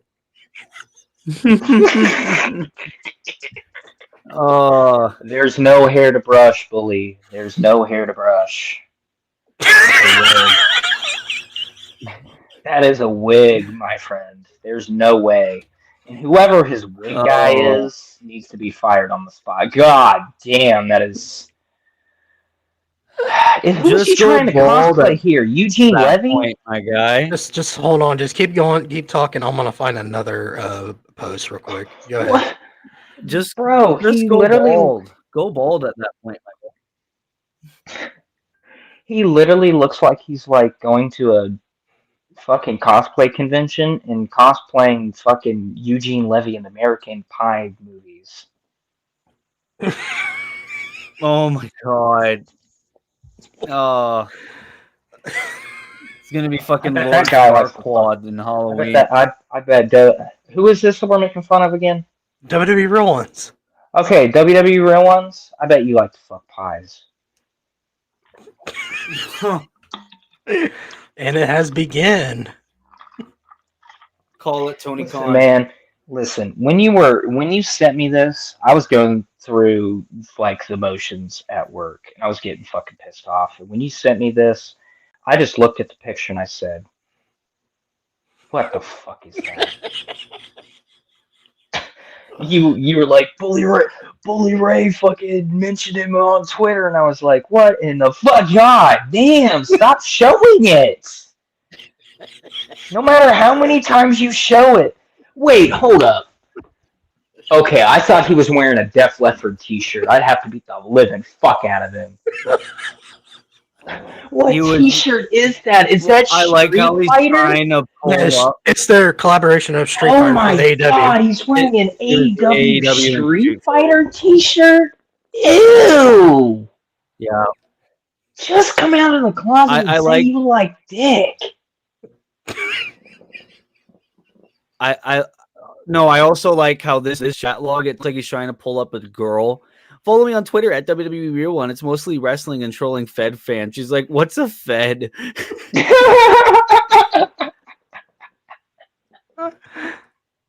like I know wrestling, so that means everyone can know wrestling. Do you know what a Fed is? Hold on. Let me see if What's this a Fed, buddy? Hold on. Go back to that Snapchat, James. There you go. Yeah. He deleted a chat. 3 screenshots of the chat. You ever notice he deleted a chat? Oh, it said she deleted. No, it saes RW. Oh, he did. Yeah. Wait, probably like know his Snapchat info? Yeah. No, we don't know. Well, it's called RW. I just searched RW and that did not come up. There's no fucking. He probably changed his name. Well, he doesn't have a Bitmoji, yeah. Or he probably changed his name when it got leaked, and it was probably like, it's not me. My Snapchat's this now. The dumbass that posts it. Oh my god. Willy Ray goes like, "Hey, here's this new Snapchat." I like how this person said, "What do you look like, though?" And he sent that in confidence. This is me, baby. Yeah, baby. But the fact is, it's like he hates me in my AEW Street Fighter t-shirt. Hope you like it. Also, I'm the WWE Real Ones. Better follow me on social media, because if you don't, I'll kill you. I'm sorry, but here you go. Here you go. Does that say in a domestic partnership? Who's your wife, my guy? Hold on. It's not Hold on. even. Keep It's that not up, even in a James. Don't change relationship. that. It's in. Don't It's change in a that. domestic. It's in a domestic partnership. It's Aaron. like I have someone that I live with that I guess you could say I'm in a relationship with. My That's what that God. means. I found it. I found it. I found his Facebook. I found his Facebook. Aaron, I'm not part of this shit, so whatever you do, don't fucking sit Motherfucker. here. Hold on. This is what his profile says to me. Motherfucker, I studied at UTEP, the University of Texas, at El Paso. El Paso. I went to St. John's Jesuit High School and Academy. I'm in a domestic partnership. My name's Ray. I work at UPS. What? I live in Phoenix. God damn, he lives in Phoenix? Oof. Bro, My other names are WWE Real One. Yeah, so that's obviously I'm not kidding. I found his Facebook. So we're gonna go ahead and WWE Real One as the other name. Are you fucking kidding me? Hold on. I want to know who his poor wife I got is. you. It does not say. It just says in a domestic partnership. But I know. He probably didn't want to put the name because then she'd get harassed. God bless his soul. Yeah, it would be embarrassing.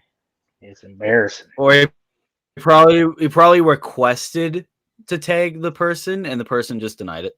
Just like no. That too. So now it just says James, I just sent that to you in Messenger. If you wanna pull that up at all.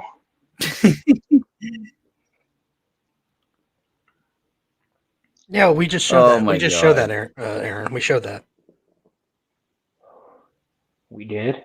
Yeah, hold on. I'll poor guy. Yeah, it's right here. Yeah.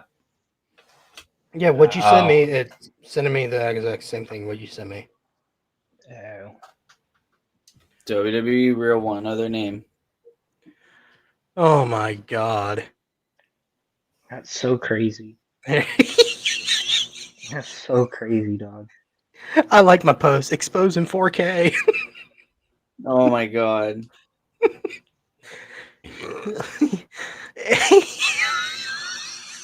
Got a fucking Triple H no million poster. He has fucking Tony Khan and that stupid fucking smiling face he does. He's got CM Punk. Is that MJF? Before his hairline was fixed. I'm not fucking leaving.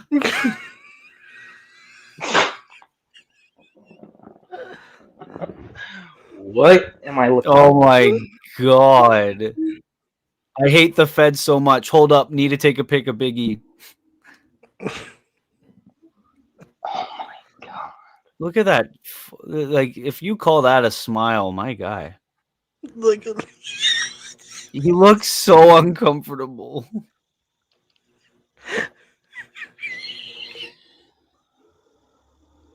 At least now I know not to make fun of my hairline because Jesus Christ. Does this kid have a YouTube page? Brother. When I sit in bed at midnight and I think that my life's an embarrassment, I'm gonna look back on this photo. I'm gonna be like, well, it could have been worse. Could have been WWE Real One. Oh, he does. Good thing you're not. He does. He does. He going so AEW Dynamite was absolutely amazing. Tony Khan, absolutely Booker of the Year, Booker of the Decade. The MJF Will Ospreay face to face, absolutely banger segment. Oh my god,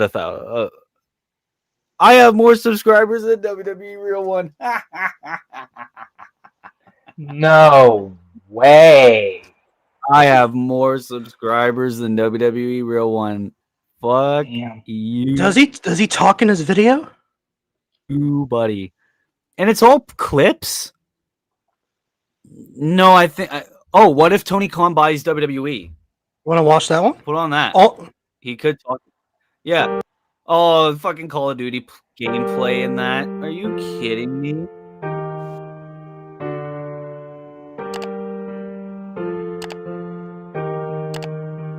Oh, what is this intro? I hope this ain't copyright. What if Tony Khan of AEW bought the W? What? What if Tony Khan bought the WWE? Hold on, play that again. That would never happen, dude. Oh, dear God almighty. I gotta mute. I don't know if that was copyright. What if Tony Khan of AEW bought the WWE? Now, I was meaning to make this video, but I just hadn't gotten around to it. Just never, doing the reviews, Dynamite reviews and shit like that. Didn't do this, but now it's time to do this, man. I know there was a rumor. Why does it sound like he's like using that fucking audio thing that the news does to like keep people anonymous? So yeah, I was over there and this guy just randomly pulled out a gun and just shot some guy. He literally sounds like that fucking interview thing that they do where the guy sounds like they've got like a really deep voice. Oh, yeah. He just pulled a gun out and he just shot the guy. I'm very anonymous. I'm not going to say names. I'm keeping my privacy safe. That kind of thing? Yeah. So yeah, I just wanna remain anonymous here and tell you how shit really went down. Turns out it was the killer the entire time. Oh yeah, it was me the entire time. All right. You want me to keep going? Because this is a fucking 13-minute video.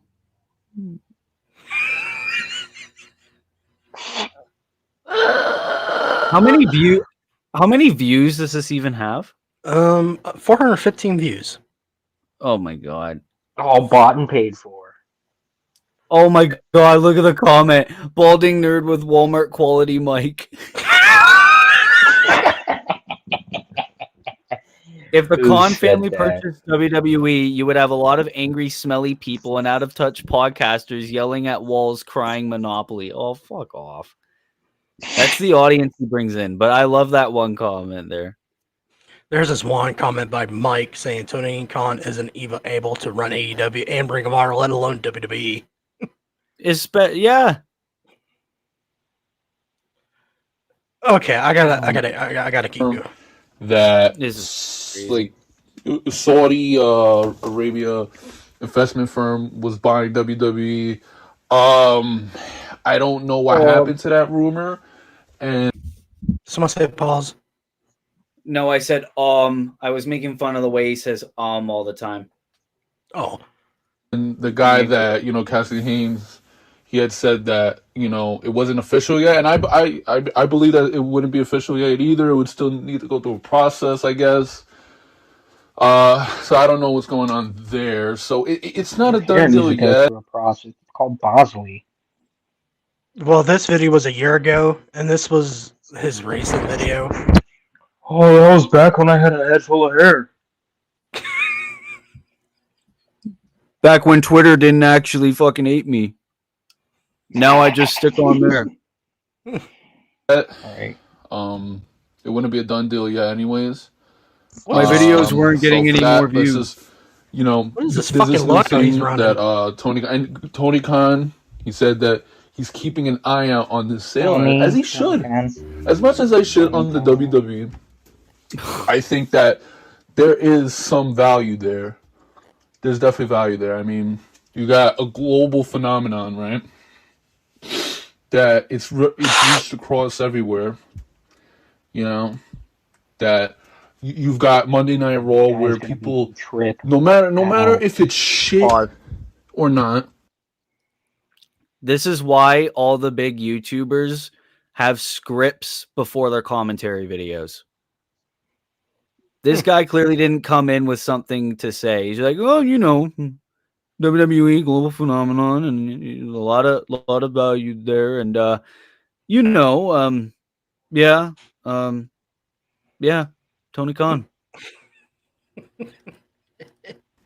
And it's shit, but people will watch because they're accustomed to that. And then you got SmackDown. SmackDown's on Fox. It's on free TV.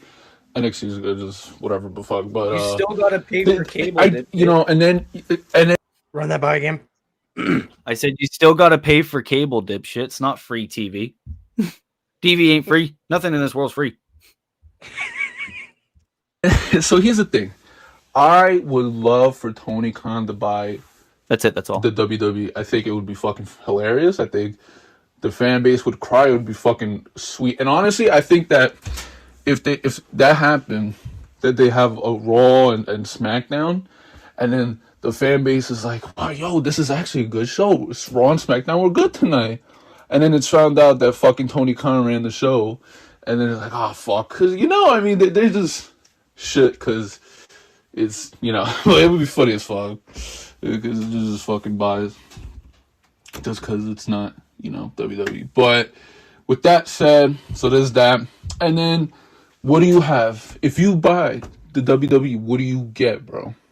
You get the music that they have. You get the copyrights, I'm sure. You get the fucking you get all the footage. You get one of the most important things. You get the fucking talent, bro. If Tony Khan got his hands on the WWE, could you? And I would love for him to do this, and I think. If you're a fan of WWE, you would have nothing. I don't think you have anything to worry about. I think that they would still have the WWE. I think they would run Raw and SmackDown and all them bullshit shows. I don't think anything changes. Just the culture gets better and the people in charge. I don't think much changes. I don't think WWE closes its doors. So. I mean that would be a lot of fucking talent and employees out of a job. I don't see it. And I think that the profits and shit that WWE has stays. I'm not too sure, but and for this to happen, The Rock bought the XFL with a business partner, right? So Tony Khan's not gonna buy this by himself. He would, not even with just his dad, but maybe with another partner. And I think I'm not exactly sure. Maybe I'm wrong, but I think that he bought the Ring of Honor with a partner. So, I think that's the way to go. I mean, The Rock, I'm pretty sure could have afforded. I can't stand to hear his voice anymore. I can't. Okay. It's so bad. I always wondered what his voice sounded like, and then when I hear it, I'm like, okay, stop. Pure delusion, man. Instead of that girl asking, what do you look like? It should have been, what do you sound like? Then she would have been like, nope. Hey, there's a couple of good restaurants in town. There's the Wendy's, there's the McDonald's. We could go across the border to the Tim Hortons. They got some nice iced coffees there. Just nothing with a brand deal with WWE. We're not drinking Prime. We're not going to Wingstop. We ain't even snapping into a Slim Jim. No. I refuse to give money to the Fed.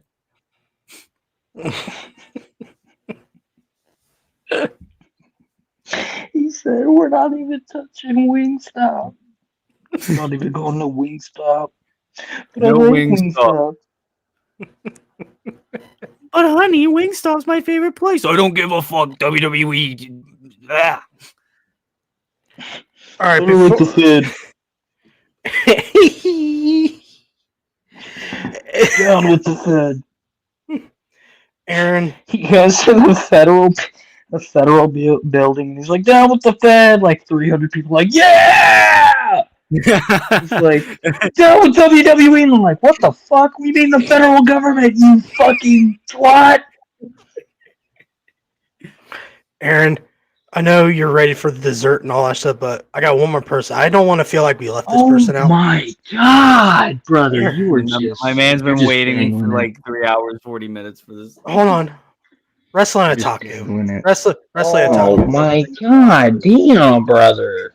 Oh man. My bat only has so much wood. I'm gonna have to get a new bat. I want to give Willy's thought real quick. That's it. That's all I need. It's not. Okay. He made a YouTube video. Wow, he still That's does his that. first mistake. Yeah, he still does that. But it's a 3-minute clip. It won't take long. Oh, is this him saying that I'm gonna take a hiatus? Yes. Oh, I'm gonna have a field day with this one. All right, here we go. Oh my god, he's bald. Jesus Christ. Bald! My eyes! Okay. Wear a hat indoors, buddy. All right, here we go. Taking my annual hiatus from YouTube. What, you do that like once a year? Yeah, And he- apparently okay. he does. Well, funny thing is, he posted this 2 weeks ago. Oh, okay.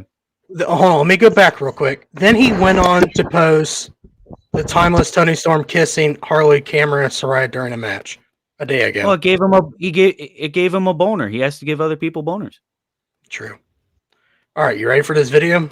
Yeah. All right. Ew, he said Orioles and Ravens fans? No wonder he's It gay. is now officially Saturday, August the 3rd of 2024. So I got put in 4K. I'm sorry, I had to do Go ahead and make 4K. this video while I'm thinking about it.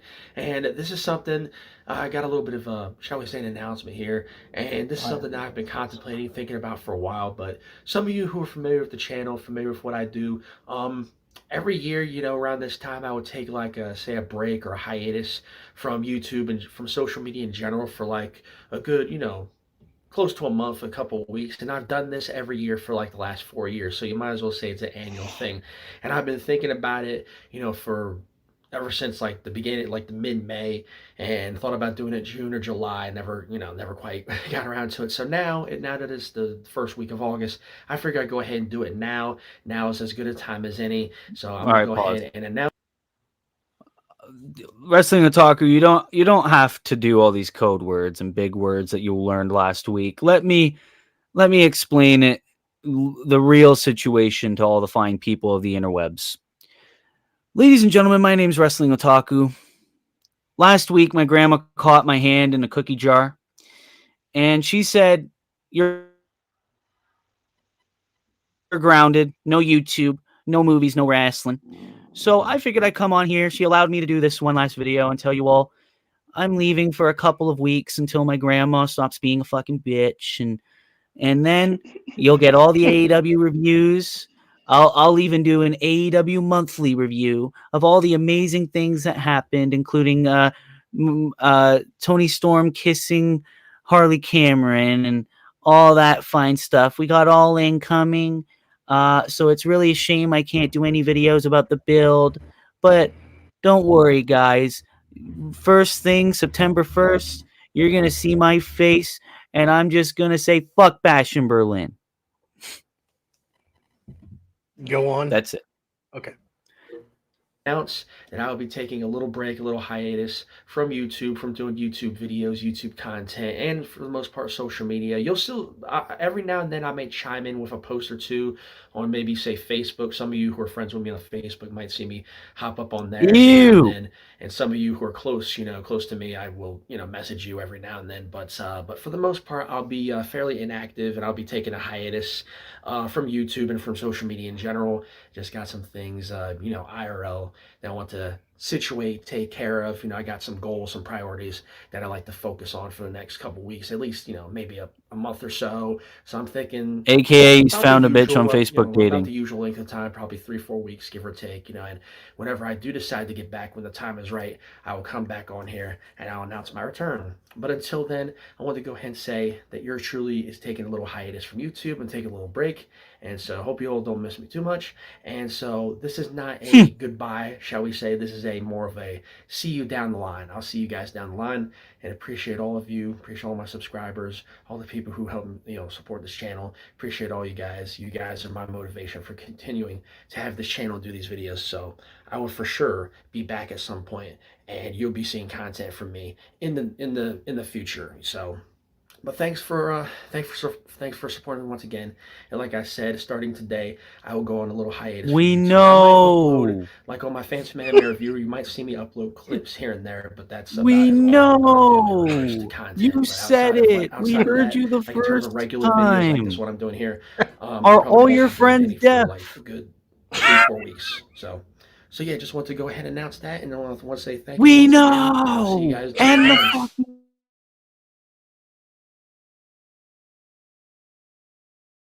Have a good weekend, and I'll see you when I see you. Maybe September, maybe later in August. We It all know. depends on how I feel. But till then, I'm out for now. Peace.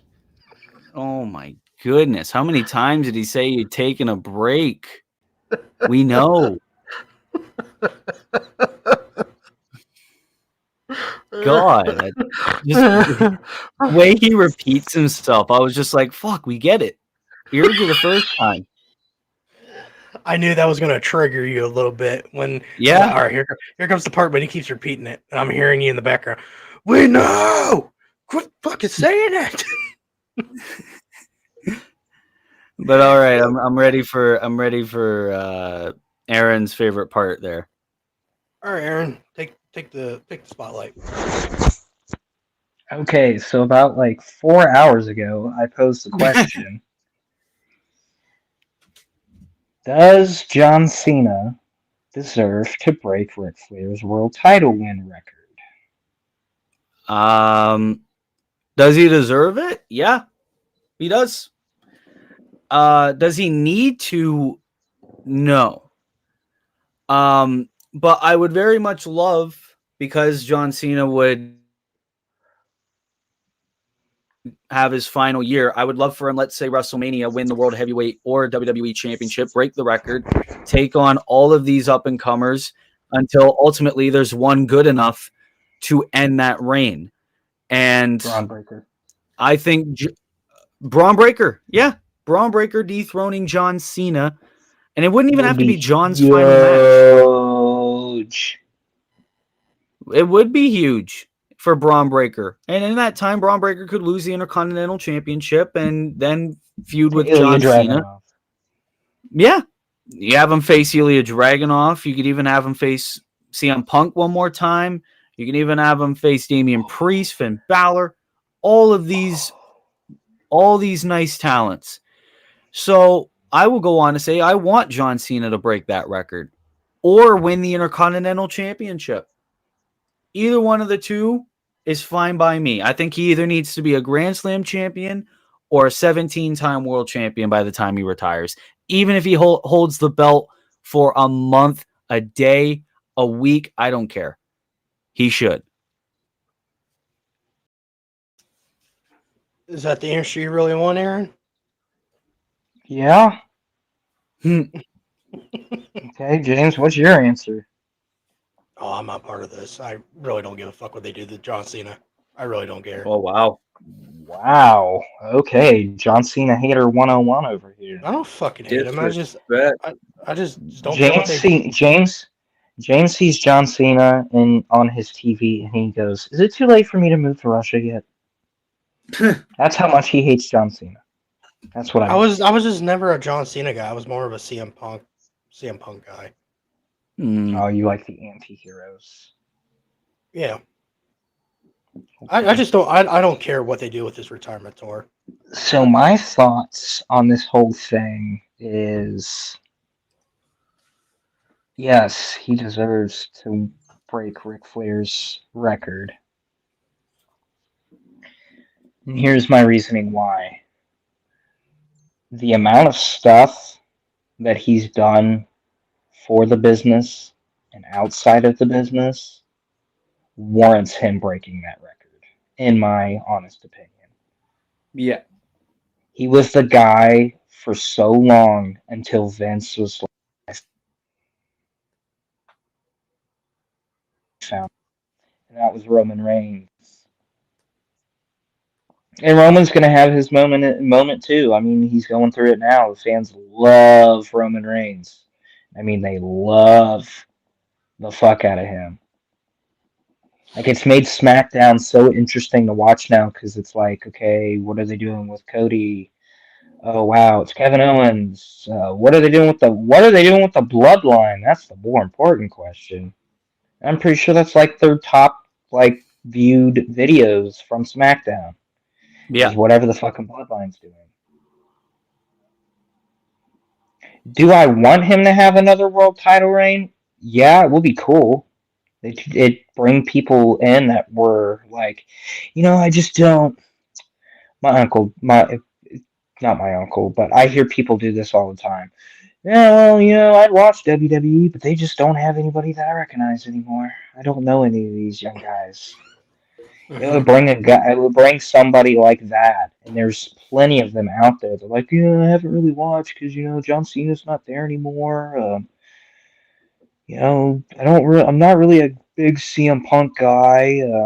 Brandy's cool. Cody's all right. I haven't really seen much of Cody. It'll bring a guy that's like on the fringe of like, do I want to watch this? Is it cool to watch it again? And he'll bring him in, and then he'll see like all these other guys like in LA Knight, and he'll be like, I want to root for that guy. Like, don't get me wrong, I love LA Knight, but you know who I love a little more? Santos Escobar. Santos Escobar. Santos. I love Santos Escobar. I'm glad that he got out of Rey Mysterio's shadow because that was going to be a detriment, in my honest opinion. Can I chime in, Aaron? Sure. I know we've been on for a long time, but Willie, I got a question. I got a question for you. Yeah. And all right, do you think John Cena is overrated? No, I think he's properly rated with everything that he's done. Sure, there was probably a period in time where he would be considered overrated, but right now I think he's properly rated. One of the GOATs, greatest of all time. 2006 John Cena was the era that you're talking about. Yeah, that era. But no, I think he's properly rated. Okay, and the other question is, how do I explain this? How do you think the Bloodline storyline is going? Where you see the Bloodline storyline going? Well, I think they're probably going to do Roman versus Solo at Bad Blood, or Roman versus Jacob Fatu, one of the two. And then obviously Bloodline War Games. That's when you bring everybody. It's when you bring Jay, Jimmy, Sammy, and all that. Mm-hmm. You're going to have the big War Games match. And then somewhere down the line from that, I think The Rock is going to reappear. And I think he's going to reveal himself to be the mastermind with this new Bloodline, which will set up Roman versus Rock WrestleMania 41. Okay. Aaron, what's your thoughts of my questions? What were your questions? Where do you see the Bloodline story going? Yeah. Yes. And what was the first one? Is John Cena overrated? Oh, John Cena. No, he's right now he's underappreciated. If you asked me this like 10 years ago in 2014, I'd say he's a little overrated because I was like full blown into my John Cena hate. I couldn't stand John Cena in 2014. But I think right now, like, he's like, I just watched a match. I think it was SummerSlam. Oh, yeah, it was SummerSlam '04 with him and Booker T. And I was like, I really miss seeing John Cena like wrestle a match every week. Mm-hmm. So that's where the underappreciation comes from, because it's like, the absence makes the heart grow fonder, and that's never more true than with John Cena. All right. And then where do I see the Bloodline story going? Yeah, do you agree what Willy's saying about the bloodline, or you have a different I mean, you have to perspective get of Rock. it? You have to get Rock and Roman before you just miss out on that opportunity. Because, like, I'm still pissed off at Vince McMahon for not trying to get Undertaker and Sting.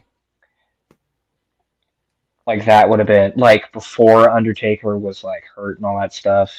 I wouldn't have minded seeing... Who did Undertaker take on? Oh, shit. See, this is kind of hard. Was it Bray Wyatt? Yeah, it was Bray Wyatt at WrestleMania. Yeah, I would have rather seen Sting and Undertaker at that one, but I would have rather have seen them both in their prime. Ah, If I'm being okay. honest. So you're And saying I'm trying to find like the perfect. Oh, I have the perfect WrestleMania for you. The perfect moment where Sting and Undertaker should have happened was when he took on A-Train in the Big Show. Oh yeah, WrestleMania. That would have been the 19. 17. 19. Nope. Seattle. Yep, you're right. Yep, you're right. It was 19. Yeah, because that WrestleMania match was probably the worst I'd seen from The Undertaker at that point.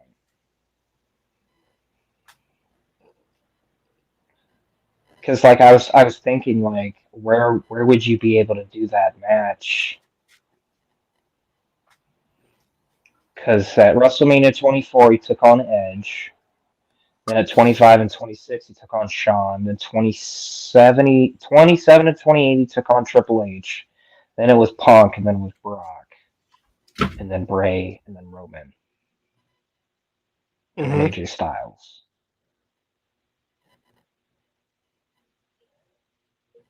And then John Cena.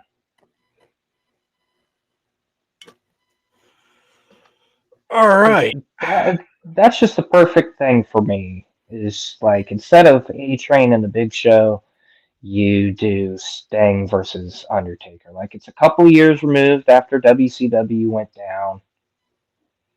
So you don't have to have... you could do it WCW versus... two pillars of WCW. One pillar of WCW against The Undertaker. Mm-hmm. But yeah. Yep. I don't even know what the fuck we were talking about. I just went on a rant. Bloodlines, where you were talking about Blondie. Yeah. You have to get Rock versus Roman at this year's WrestleMania. There's just no ifs, ands, or buts about it. But after that match, the Bloodline needs to go away. Okay. I'm perfectly fine. I'm perfectly fine with where they're going, where it's going to be Bloodline versus Bloodline at Survivor Series and War Games, because that's the only match. It's the only match that I could see plausible in being that kind of an ordeal. And then I'd probably say Royal Rumble. You got Roman in the Rumble, and then The Rock comes out as a surprise. Roman thinks he's gonna help him, and then you're here comes number 15, and the Rumble's been going for a little bit, barely anybody's been eliminated, and then Roman's about to eliminate Solo, and then The Rock eliminates Roman, and then that's where you get your WrestleMania feud. Because I guarantee I know where that story's gonna go. Like, I could already see like the first promo between The Rock and Roman, and Roman's gonna be like, I was trying to go back to WrestleMania and face, like, say Cody Rhodes is like champion for that long, and face Cody Rhodes one final time and get the WWE Championship back to the Bloodline, and you cost me that. So now, and like Willie said, like The Rock could be like, I orchestrated this whole new bloodline with Solo because I see more potential in Solo than I do you, because you couldn't get the job done. Yeah. You couldn't get the job done at WrestleMania, even with Solo right by your side. You failed. Mm-hmm. And then that's where Roman can be like, well,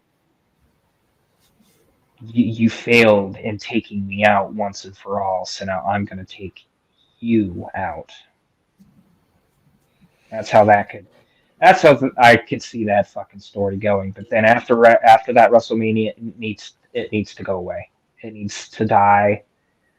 Like, that needs to be the finish. Like, who's really the head of the table? Because it ain't Solo.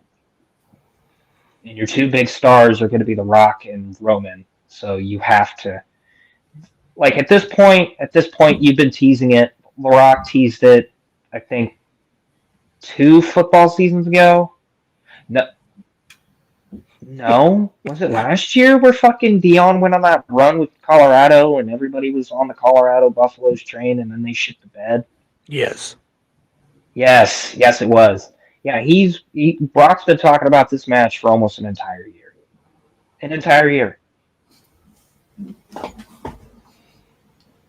All right. You have to get it done before people are like, are we ever going to get to see Rock versus Roman, or are we just fantasy looking at this point?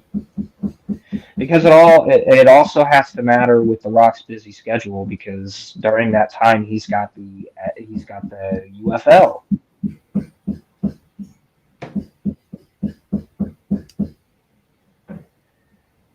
What is that in the background?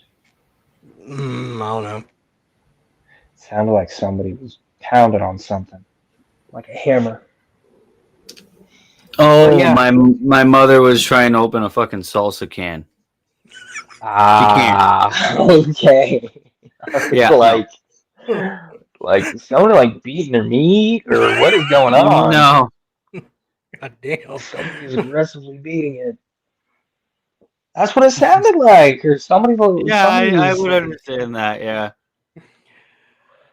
So you're just saying that after this WrestleMania, it should kill off?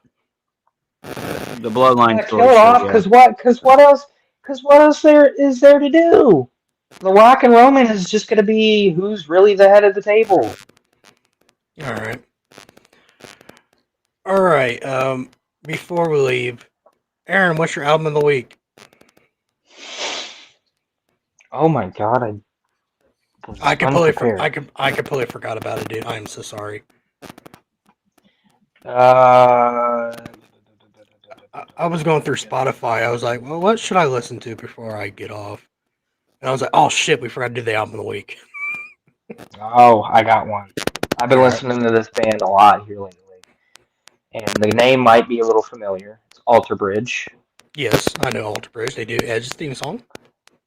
And The Judgment Day. Yep. Well, they had an album come out called Pawns and Kings in 2022. And I started listening to it because I got really curious. And honestly, it's not too bad. I used to hate Miles Kennedy's voice, and now I actually think that it's not that bad. All right. My album of the week will be the Foo Fighters.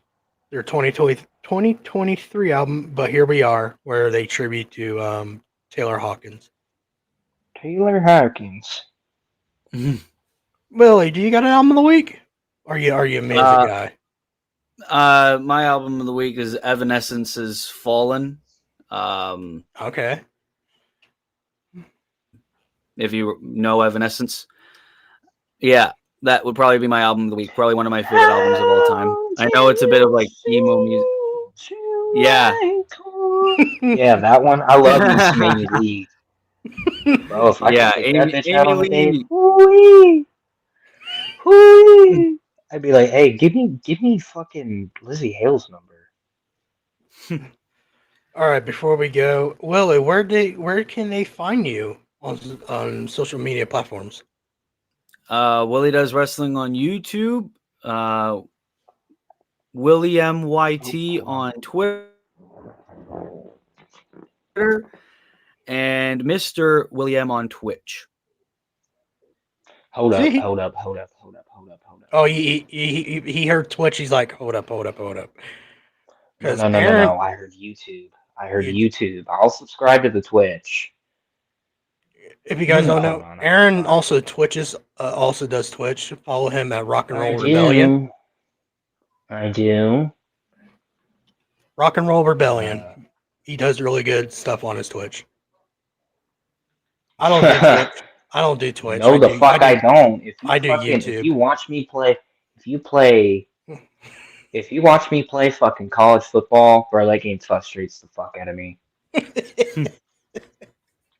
I'm not even kidding.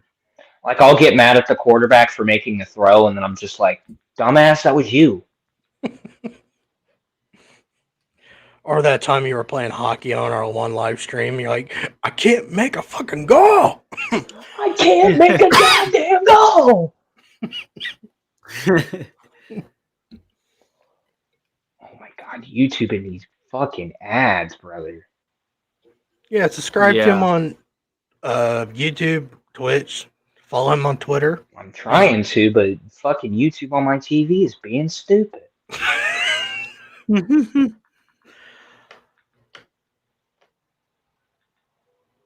And another thing, WWE Rollins, go fuck yourself.